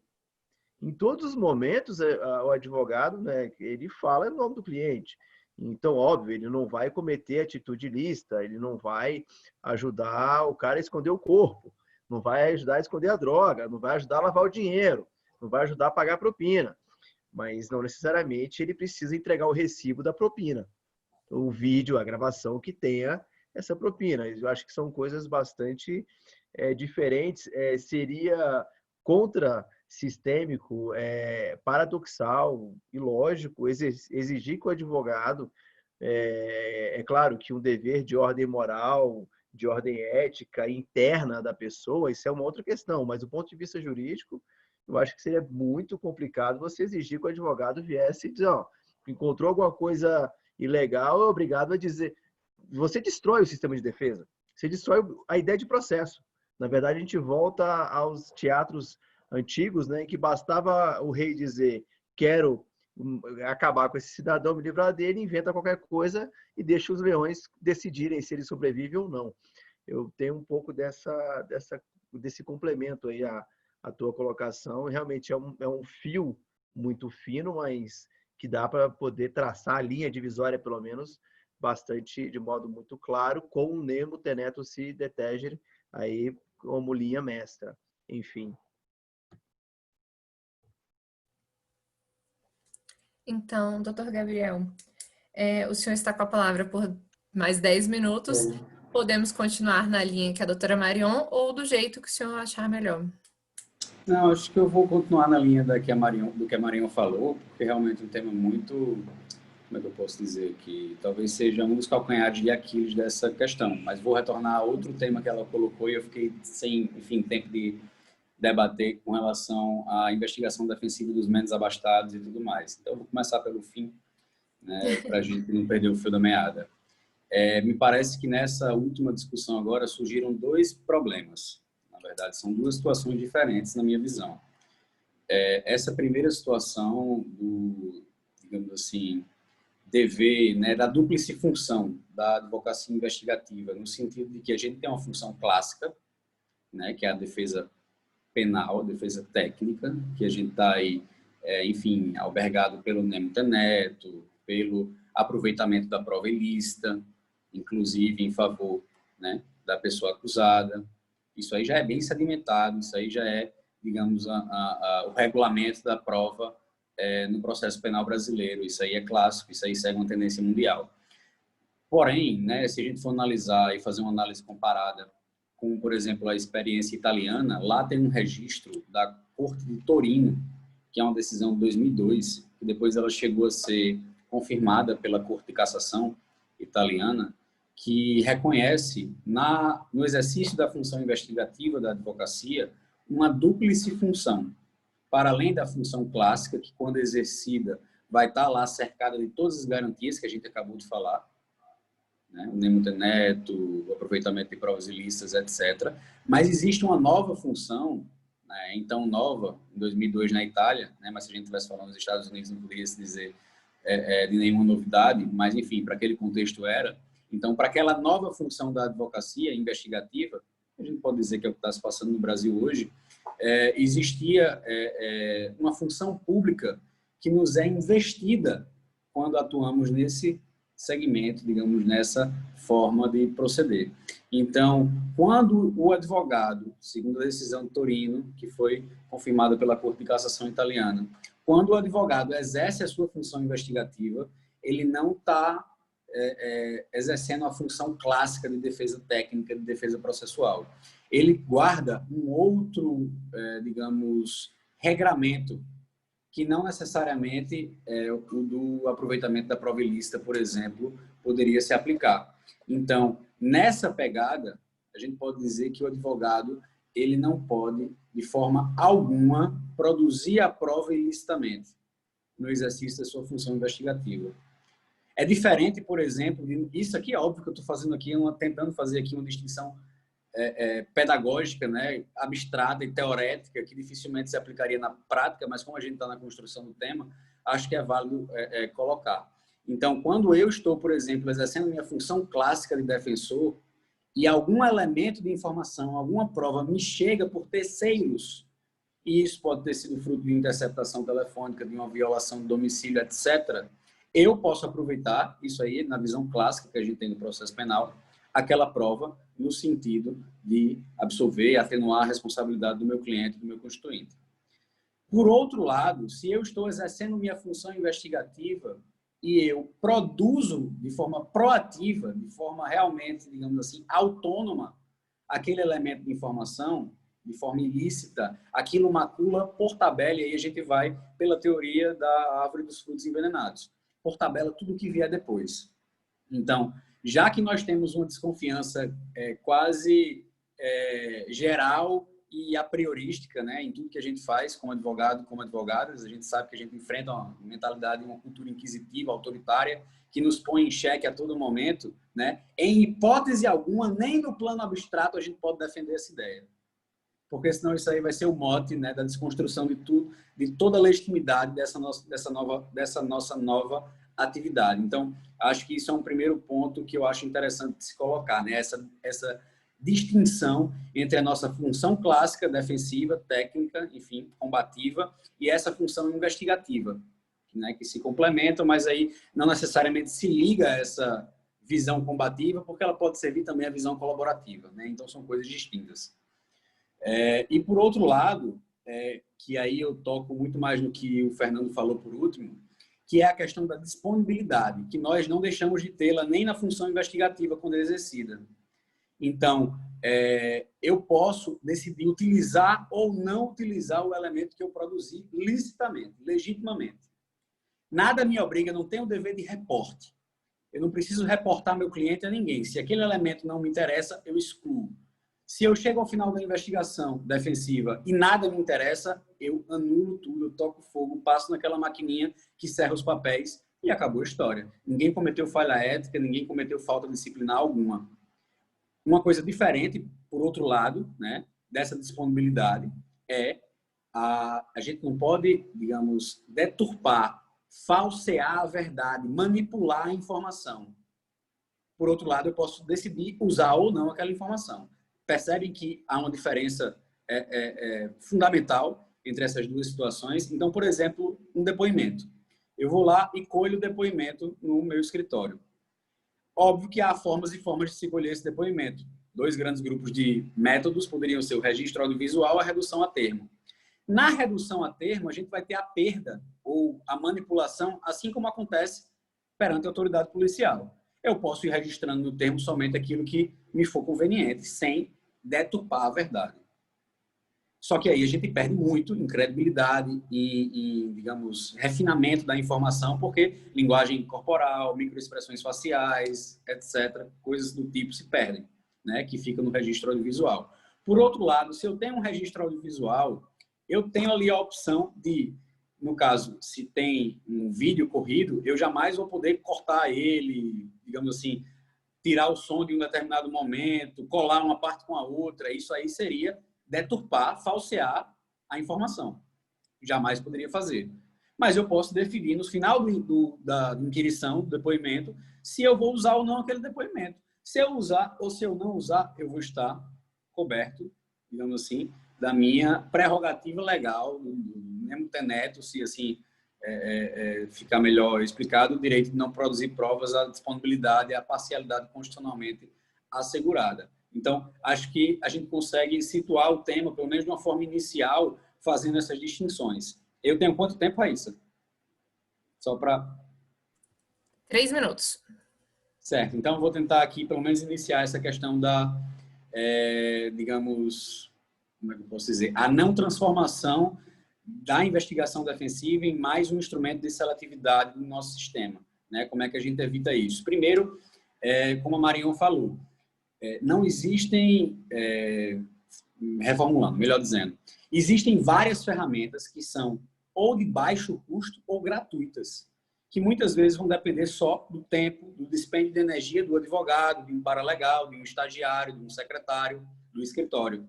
Por exemplo, eu tenho a possibilidade de fazer vistorias ou inspeções, né, em locais públicos, logradouros, instituições, até prédios, indústrias, residências, desde com a autorização do responsável legal, do possuidor, do proprietário, enfim. Uma formalização ali muito simples que dá legitimidade para o ato. Eu posso fazer inquirição de testemunhas, né, sejam elas hostis, neutras ou amigáveis, isso não me tem custo algum, né? Vai ter ali uma intimação cartorária, geralmente indicada por uma testemunha hostil, mas no geral vai ser o seu tempo, né? De estar lá, localizar a pessoa, intimá-la, ouvir ela, enfim.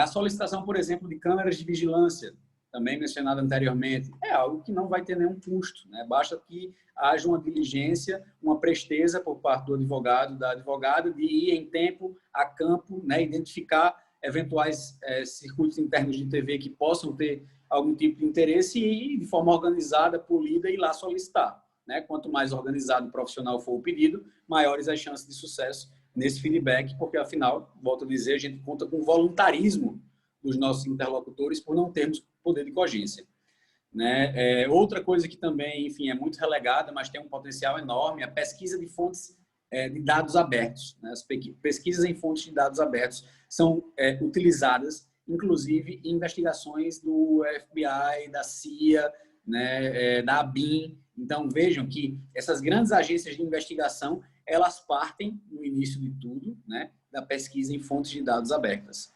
Então, vejam que isso está acessível, principalmente hoje com a internet. A gente entra em redes sociais, internet em geral, a gente tem aí um manancial quase inesgotável de informações.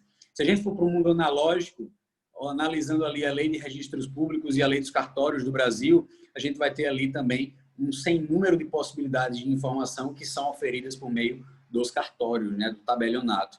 A gente tem também no Brasil a lei de acesso à informação, né, que é um marco mundial aí da transparência, né, que nos alça aí essa condição no cenário internacional, mas que é extremamente pouco utilizado no país, salvo pela classe dos jornalistas investigativos, né, que já fazem isso há muito tempo e tem muito a nos ensinar também.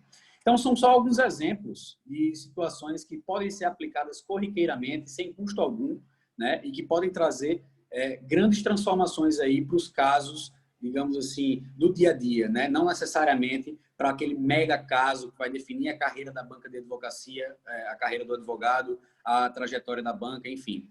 Isso deve ser aplicado, isso deve ser pulverizado, capilarizado, de fato, para que não seja transformado num instrumento de seletividade.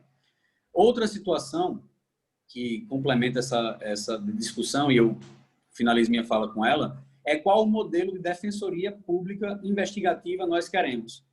Então, por exemplo, se a gente for olhar no Chile, a gente praticamente não tem investigação defensiva, praticamente não existe advocacia criminal privada, na verdade, no Chile, né? Porque a defensoria pública ela é equiparada em termos orçamentários, em termos estruturais, em termos de pessoal ao Ministério Público, né? Só para você ter uma ideia, em algumas das principais comarcas lá, não sei como é que se chama, se é comarca, enfim, houve a reconstrução dos fóruns e anexo a cada prédio tem um do lado e outro do outro, exatamente iguais, que são um o Ministério Público e o outro a Defensoria Pública. Então, lá eles têm estrutura tecnológica, pessoal voltado para isso, etc. É um modelo aí que está para ser discutido. No Brasil, a gente tem um grande expoente do tema, que é o Franklin Roger, né, que tem uma obra de fôlego aí, fruto do doutoramento dele, que é recém-concluído, que teve estágio doutoral, tanto na Itália quanto nos Estados Unidos, que é mais voltado para os defensores públicos, né? Ele é defensor público estadual do Rio de Janeiro, mas ele já apresenta uma proposta bastante interessante para a utilização desse ferramental, dessa nova roupagem para a Defensoria Pública brasileira. Eu tenho um exemplo de um grande colega, um grande amigo aqui do Ceará, que é defensor público estadual também, chamado Emerson Castelo Branco, que ele vem fazendo assim, com esforços, óbvio, individuais, ainda não institucionais, etc., mas vem tendo resultados fantásticos de aplicações, muitas vezes, como eu disse aqui, simplórias, sem grandes custos, mas que trazem resultados, muitas vezes, significativos ali para os casos concretos, né? Outro exemplo também de esforço da Defensoria Pública é a Defensoria Estadual de São Paulo. Eu já participei de 3 eventos lá, com o professor Baldan também, inclusive, tanto para a qualificação dos defensores do Estado todo, na competência criminal, quanto para a qualificação dos defensores dos tribunais do júri de São Paulo. Então, a gente tem um grupo, né? Eles têm um grupo, e agora a gente faz parte, eu e o professor Baldan, que já teve alguns encontros também, que são só os defensores do júri do Estado de São Paulo, e eles estão extremamente engajados e tudo mais, né, com isso. E aí eu vou dar, para finalizando agora minha fala, só um toque também no anverso dessa história, que da mesma forma como há, numa regra geral, a balança pendendo para o Estado, nessa disparidade de armas e de forças e de tudo isso, nós podemos também, com a investigação defensiva, superar o Estado. Em que sentido? Com o potencial econômico financeiro do constituinte, do cliente, da pessoa jurídica, da corporação, enfim, de quem quer que seja, pode-se, inclusive, né, dotar a defesa de ferramentas tecnológicas, de pessoal, inclusive mais qualificado, mais estruturado do que o que dispõe o Estado.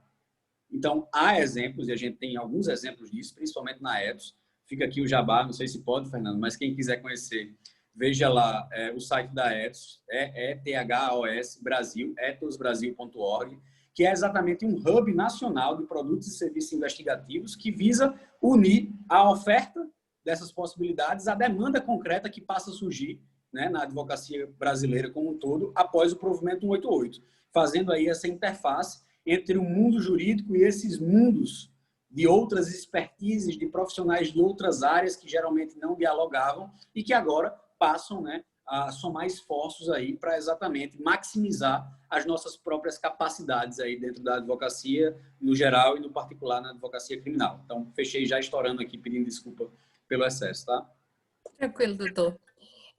Doutor Gabriel, eu tenho uma pergunta aqui do doutor Pedro França, em que ele menciona que é uma regra nos Estados Unidos, que mesmo que o cliente seja um réu confesso, aí ele deixa a pergunta da seguinte forma: se o advogado ele terá o dever de conduzir uma pronta investigação das circunstâncias do caso, explorar todas as vias que levaram ao fato da questão relevante para o julgamento do mérito da causa e a aplicação da pena, isso mesmo no caso de uma condenação.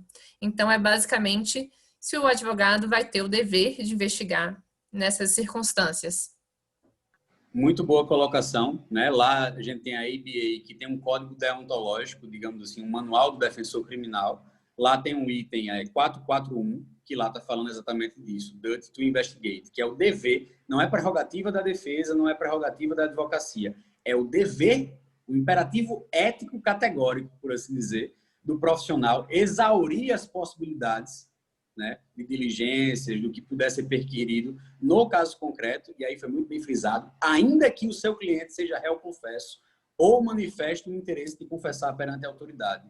Nem isso exime o dever ético da advocacia investigar. Por quê? Porque a gente pode reunir um elemento que seja um decote de uma imputação, de uma capitulação, de uma qualificadora, a comprovação de um atenuante, de uma circunstância, enfim, que de qualquer forma amenize a responsabilidade penal daquele que nos confiou a sua defesa. Então, muito pertinente a colocação. No Brasil, a gente está lutando para que isso seja considerado como uma prerrogativa, portanto, um direito da advocacia. Apesar de que, e aí eu deixo a dica, que é especificamente sobre esse ponto que a gente trata lá, tem um texto meu do professor Auri Lopes e do professor Alexandre Moraes da Rosa, no Conju, que é exatamente isso, investigação defensiva, direito da cidadania, poder-dever da advocacia, né? Exatamente nessa tônica que foi colocada. Então, muito bem pontuado. Eu assino embaixo em gênero, número e grau. E a doutora Marion também pergunta aqui, se o advogado pode criar um perfil fake no Facebook ou Instagram para forçar o perfil alheio e usar em favor do cliente. Maldade maior que a minha, hein, Marion? Sim, existe uma coisa chamada engenharia social, né? É uma técnica investigativa, Marion, apesar da situação um pouco usual, né, da gente colocar isso, enfim, numa discussão jurídica e tudo mais, mas é altamente pertinente. Isso aí é uma técnica de inteligência das mais tradicionais possíveis, né? Então, desde que você não viole, desde que você não, digamos, viole direitos alheios, garantia sigilo da comunicação, etc., você não invada o computador. Se você estiver ali conversando e você conseguir extrair sem ameaçar, sem denegrir a imagem, a honra, sem coisas ilícitas de uma forma geral, né? Você está dentro da sua, enfim, legitimidade aí investigativa, certo? Isso é uma técnica de engenharia social, que, se bem aplicada, traz excelentes frutos. Certo. Doutor Alexandre, o senhor está com a palavra por 10 minutos e, se possível, eu já peço também que o senhor faça os seus agradecimentos para eu poder voltar para a doutora Marion e para o doutor Gabriel também para fazer os agradecimentos finais, ou colocações finais, na verdade. Eu queria, mais uma vez, nessa última fala, parabenizar a Abracrim do Distrito Federal, na pessoa do seu presidente, da sua diretoria, pela excelência do evento. Um tema, como já foi dito aqui, bastante atual, ainda muito controvertido, mas é importante que a advocacia, sobretudo a advocacia criminal, ela comece a se familiarizar cada vez mais com esse instituto que eu tenho para mim que vem realmente ajudar no interesse, como já foi dito aqui, do Gabriel, não é apenas um direito do advogado. Eu também tenho por isso, é um dever do advogado. O advogado tem por dever lutar de todas as formas, logicamente, dentro do regramento legal, dentro do ordenamento jurídico, para conseguir beneficiar o seu cliente. Eu costumo dizer, e já foi dito aqui também, a função primordial da advocacia não é provar a inocência do seu cliente. O doutor Gabriel acabou de falar aqui, existem várias formas de você beneficiar o seu cliente. Às vezes um regime mais benéfico, uma prescrição ou uma diminuição de pena. Então, todas essas outras formas é uma forma de você também trazer um benefício para o seu cliente. Em relação a essa questão que a Marion falou do instrumento de seletividade e a questão da defensoria pública, isso passa por aquelas nossas falas iniciais, quando quando nós falamos sobre a questão de qual é o tipo de sociedade que nós temos. O que nós verificamos na prática é que os ministérios públicos têm uma estrutura muito grande, têm um orçamento muito grande, Ou seja, a sociedade brasileira está investindo muito na investigação e nos órgãos incumbidos da acusação. E se nós queremos uma sociedade mais justa, mais equilibrada, nós também temos que dar subsídios, dar recursos para que a Defensoria Pública também possa fazer o seu papel. E o doutor Gabriel falou aqui sobre a questão da Defensoria Pública de São Paulo. Eu vi uma certa vez um estudo do doutor Tiago Bottini, eu acho que era da FGV, onde ainda hoje existe um questionamento muito grande por conta da quantidade de habeas corpus que nós temos aqui nos tribunais superiores, principalmente no STJ e no Supremo. E esse estudo, ele desmistificava isso, onde ele provava que a grande quantidade, a grande maioria dos habeas corpus que eram impetrados aqui era justamente da Defensoria Pública de São Paulo, proporcionalmente, mas a grande maioria era a Defensoria Pública de São Paulo, porque a partir do momento, porque inclusive foi objeto de habeas corpus coletivo recentemente do STJ, porque nós sabemos que o STJ, o Tribunal de Justiça de São Paulo, ele tem uma certa resistência a cumprir algumas jurisprudências do STJ. Então, com a melhor capacitação dos defensores públicos, inclusive com defensores públicos do Estado da Defensoria Pública de São Paulo e do Rio de Janeiro, aqui atuando diretamente no STJ, determinadas demandas que não vinham até aqui a Brasília, que geralmente, às vezes, as pessoas acabavam, essas ações penais, elas transitavam em julgado na segunda instância, não vinham até o Superior Tribunal de Justiça nem o Supremo, com essa melhora da estrutura das defensorias públicas, principalmente desses estados maiores, e especificamente em relação a essa pesquisa de São Paulo, começou-se a ter realmente um grande fluxo de habeas corpus, mas para o bem. Então, é possível, sim, nós já temos exemplos na prática, de uma melhora da estrutura. E aí, na linha do que já foi dito aqui, da forma como, da obrigatoriedade ou não do advogado, uma vez produzida, uma vez feita a investigação criminal defensiva, se ela deve ser apresentada ou não, como já foi dito aqui. Nós temos um sistema americano onde essa apresentação ela é compulsória, inclusive nós sabemos que o advogado lá pode cometer um crime de perjúrio se ele faltar com a verdade, então lá é compulsória. A Itália ela optou por um modelo um pouco diferente, onde o defensor ele escolhe, ele não pode fazer uma seletividade, ele não pode selecionar o que vai apresentar ou não.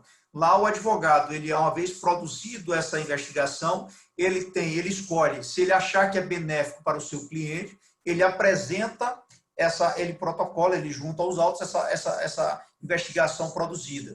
Mas ele não pode simplesmente selecionar o que interessa ou não para o seu cliente e apresentar só aquela parte. Talvez nessa construção, pelo fato de nós estarmos construindo esse instituto posteriormente a esses países, talvez a gente possa caminhar para uma determinada, e aí, logicamente, tem que ter a participação de todos os atores do sistema de justiça criminal, para caminharmos para um ponto em que eu possa se aceitar em relação a determinadas provas produzidas, a obrigatoriedade da sua juntada, ou então não junta nada, ou então em relação a determinadas provas, por exemplo, essa consulta, uma eventual consulta a um sistema de informações, como já foi dito, um dado público ou privado, esse é um tipo de informação que, em tese, se fosse desfavorável ao seu cliente, você poderia simplesmente descartar, mas um testemunho, uma oitiva de uma determinada pessoa, uma vez produzida, essa não poderia ser descartada. Então, é apenas uma provocação que eu coloco aqui, que nós poderíamos caminhar ainda em relação até um pouco diferente do que está sendo feito na Itália. Mas, então, para finalizar já a minha fala e me despedindo dos colegas, além de parabenizar novamente pelo evento e aos colegas, tanto o doutor Gabriel, um especialista no tema, a doutora Marion também, falou brilhantemente aqui.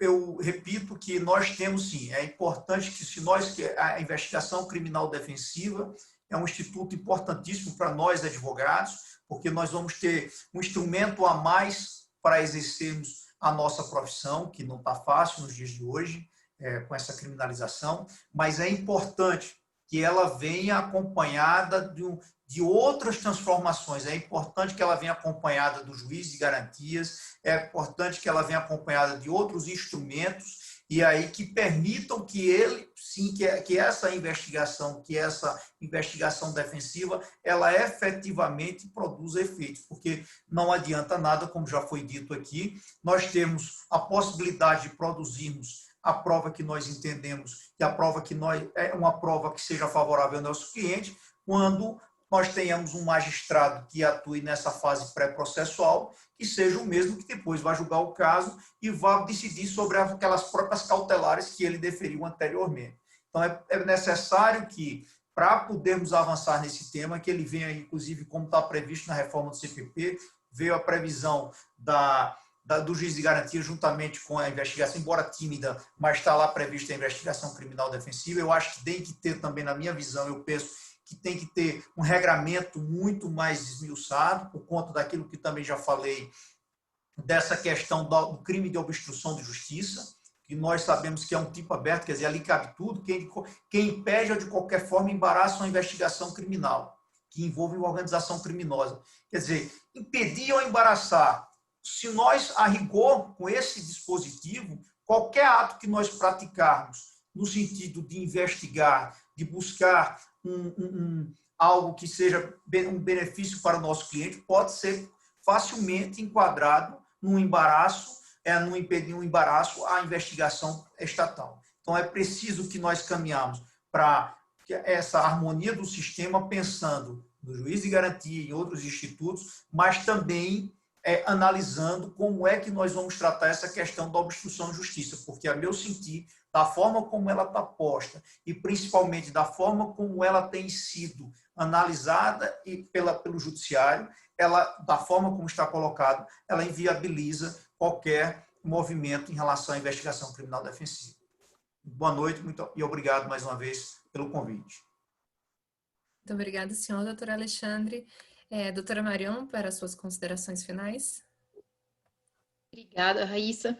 Bom, vou ser bem breve. Eu estava aqui analisando a fala dos meus dois colegas com quem aprendi muito na noite de hoje, doutor Alexandre e doutor Gabriel, e já aproveito a agradecer a presença dos dois e os ensinamentos compartilhados. E eu estava aqui assistindo tanto a fala de um quanto do outro, e é engraçado porque, por exemplo, a preocupação do doutor Alexandre, claro, ele apresentou várias preocupações, mas talvez uma linha condutora, assim, revelada por ele de preocupação é a preocupação com a defesa da defesa, né, com a defesa do advogado, com essa questão da obstrução da justiça. E eu, claro, assim, compartilho dessa preocupação, porque, de fato, o advogado ele tem sido visto sempre como um óbice à justiça, e quanto mais ele atuar, mais perigosa pode ser essa visão e mais, enfim, pode haver uma maior criminalização ainda da justiça criminal.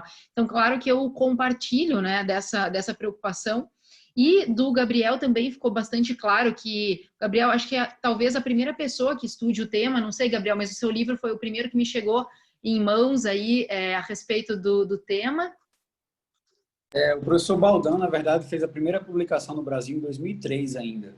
Uhum. Após isso, a gente teve um limbo aí de 15 anos sem publicações, pelo menos que eu tenha notícias, e aí houve o livro do André, que é o André Mendes, que é da USP, fez o mestrado na USP e publicou a dissertação dele com uma análise bem interessante, também de direito comparado, trazendo aí as primeiras leituras da Itália e dos Estados Unidos para o Brasil, né? Eu acho que após isso aí, a gente tem um boom, né? Após o provimento, após tudo isso, a gente está tendo aí, enfim, com muita sorte e felicidade, né? Esse movimento sendo impulsionado. Sim. Então, o Gabriel é um baita de um especialista no tema, e aqui também em Curitiba a gente tem alguns queridos colegas, o Gustavo Alberini fez o mestrado nesse tema, agora faz pouco tempo, o Eduardo Titão, um cara que estuda muito esse tema também, a gente está tendo bastante gente, e que bom, né, que está tendo bastante gente, porque é um tema que parece, que precisa urgentemente ser amadurecido, né, para que a gente possa... não adianta, a gente está muito na discussão ainda incipiente, teórica, provimento, mas enfim, efetivamente o enfrentamento técnico, é claro que é importante, mas a gente precisa talvez começar a efetivar mais e detalhar mais e fazer um regramento realmente mais detalhado a respeito. E aí eu entendi também as preocupações do Gabriel, né, a respeito de, por exemplo, a gente começar com um discurso dizendo que, poxa, isso quem sabe legitima uma atuação do advogado a uma produção de prova ilícita, e que talvez isso manche toda a importância do tema, né, quando você acabar levando para um lado assim, ou eventualmente dizer que isso vai aumentar ainda mais o problema e a distância entre defesas de pessoas com dinheiro, sem dinheiro, enfim, é claro que essa é a minha preocupação, mas isso não pode ser argumento, por exemplo, para retirar essa conquista que é a investigação defensiva. A investigação defensiva é uma conquista da advocacia, mais do que isso, e aí eu comecei minha fala dizendo isso, e posso terminar minha fala dizendo isso, que é uma conquista da justiça, porque é enfim, conquista gigantesca para a paridade de armas, e eu não vejo como alguém perder num sistema em que há uma paridade de armas, entende? Não perde a acusação, não perde a defesa, não perde o juiz, não me passa pela cabeça como é que alguém pode achar que isso pode ser prejudicial, porque se há alguma justiça, ela vem dessa paridade de enfrentamentos, né? Então, eu compartilho das preocupações, mas acho que a gente precisa reconhecer urgentemente, até o Cal escreveu isso ali antes dele sair do Zoom, escreveu isso no chat, que o advogado, ele é uma figura essencial à justiça. E aí, quanto mais ele tiver munido, claro que dentro de regras éticas, limites éticos, para atuar em favor do cliente, isso só tem benefícios à justiça, que é, afinal, o que todos nós buscamos, né? Então, eu achei incrível o evento, parabenizo a Abracrim do Distrito Federal, parabéns, Fernando, parabéns, Raíssa, obrigada, Alexandre, obrigada, Gabriel, por poder ouvi-los, agradeço imensamente todos que estiveram conosco na noite de hoje, né? Uma noite de quarta-feira, já estão aí há 2 horas nos ouvindo, então agradeço imensamente a paciência de me ouvir e de compartilhar conosco esse espaço essencial para que a coisa finalmente desande, né, num bom sentido, caminhe bem. Obrigada, Raíssa, devolvo a palavra.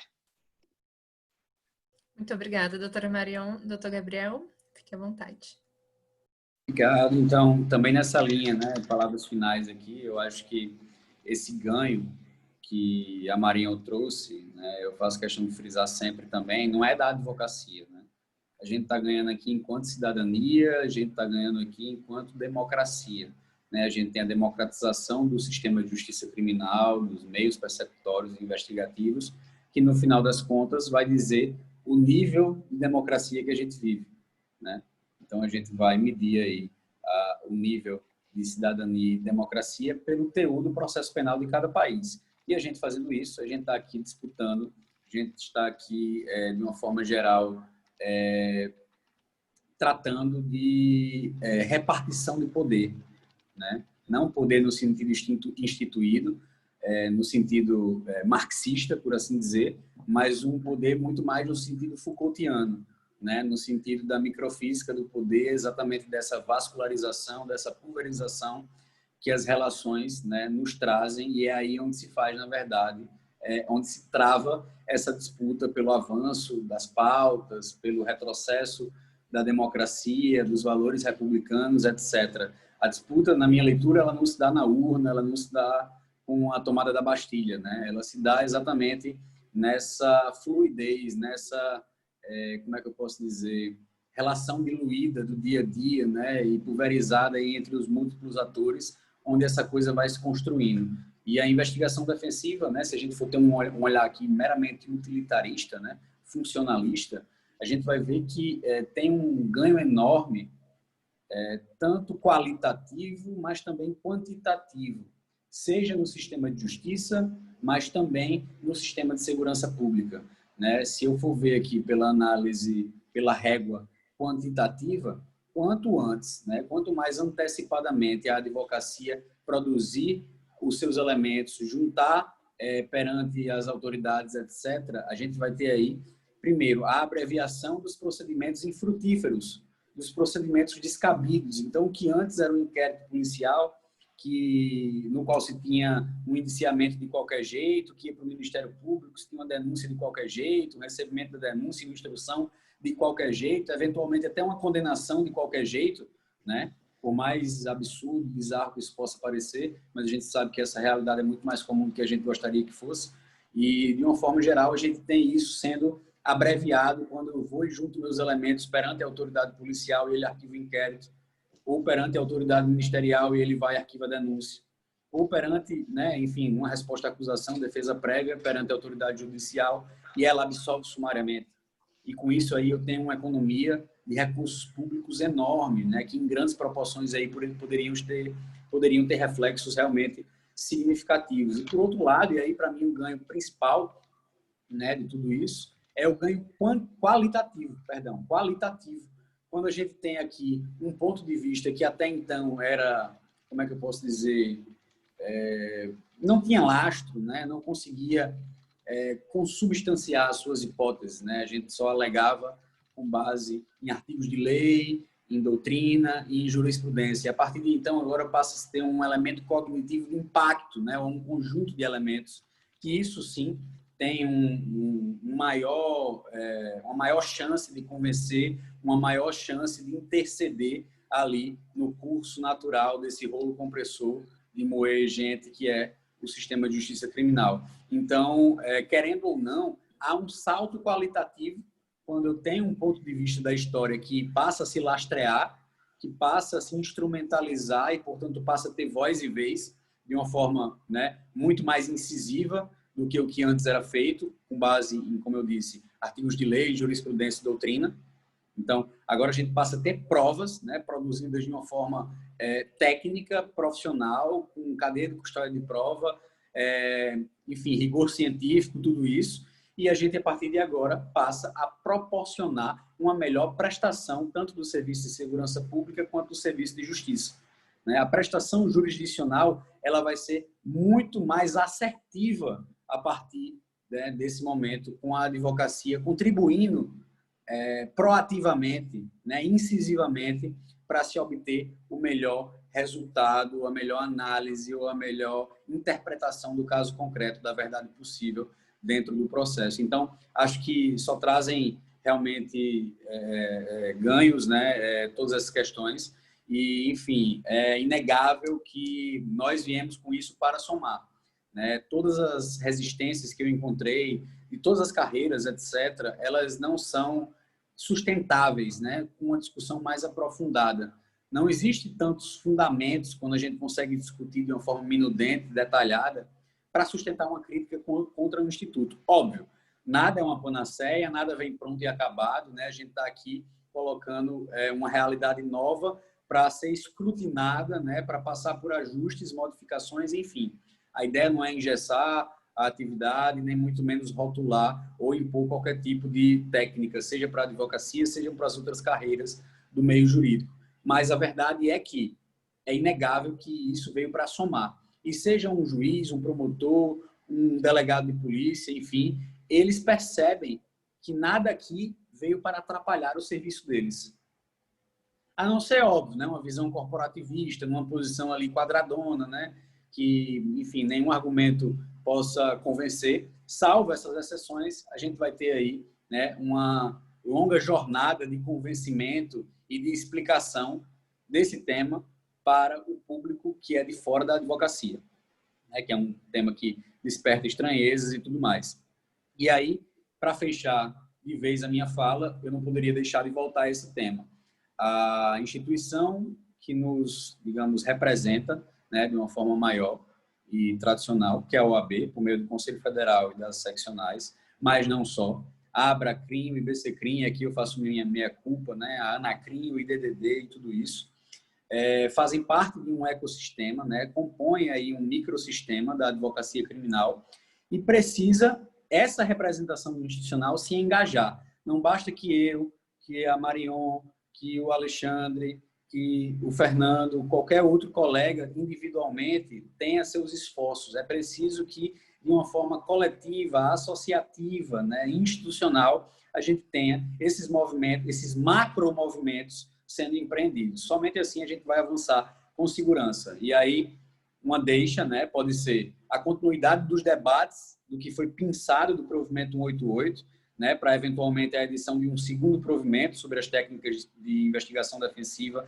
e um terceiro provimento ainda sobre a encadernação, o autuado, que é na Itália conhecido como fascículo, e aqui a gente chama o de inquérito defensivo ou de autos de investigação defensiva, e também a elaboração de um PL, né, para ser levado ao Congresso Nacional, para que aí sim a gente tenha essa matéria avançando de uma forma bem madura, né, totalmente contraposta ao, como é que eu posso dizer, eu vou dizer até escárnio com a advocacia, que é o modelo proposto lá na reforma do CPP, no artigo 13, lá do PLS 156, que depois virou o PL 8045, né, que agora está lá na Câmara em banho-maria, a gente não sabe nem se nem quando vem. Mas se vier, eu espero que não venha da forma como está lá, porque senão a gente vai ter longos anos para uma alteração legislativa para perceber se a inocuidade que foi a forma proposta lá, que na Itália foi superado já há quase duas décadas, né? Enfim, com isso, pessoal, eu também vou finalizar dizendo da importância do que foi falado da ABA, né, que é a OAB americana, que tem lá um código deontológico para a defesa criminal, que não só toca na investigação defensiva. Aqui nós não temos isso. Talvez seja a hora da gente pautar, da gente provocar, né, nossas instituições, e aqui eu me refiro em especial à OAB, para que haja essas movimentações e a gente, assim, tenha, como eu disse, uma retaguarda institucional que nos traga essa segurança. Então, com isso, eu agradeço. Estou vendo aqui os elogios ao livro, pessoal. Obrigadão pela deferência. Contem comigo. Eu estou aqui às ordens, ao passo que parabenizo mais uma vez toda a equipe da Abracrim do Distrito Federal. Precisamos de amadurecimento do tema e nos adequar a essa realidade profissional. E por isso eu gostaria de agradecer ao Dr. Alexandre, ao Dr. Gabriel, à doutora Marion, pela disponibilidade, principalmente, e pelos grandes ensinamentos que tivemos nessa noite. E assim eu passo a palavra ao Dr. Fernando para encerrar o evento. Raíssa, em razão do adiantar da hora, eu já ter falado um pouquinho demais hoje, eu deixo você aí, por favor, faça o encerramento com as honras de toda a qualidade que você teve ao longo da direção do trabalho. Eu entendo que nós precisamos nos adequar a toda essa possibilidade defensiva, enfrentar a dificuldade tanto do amadurecimento do tema e essa inserção do mercado para todos os advogados.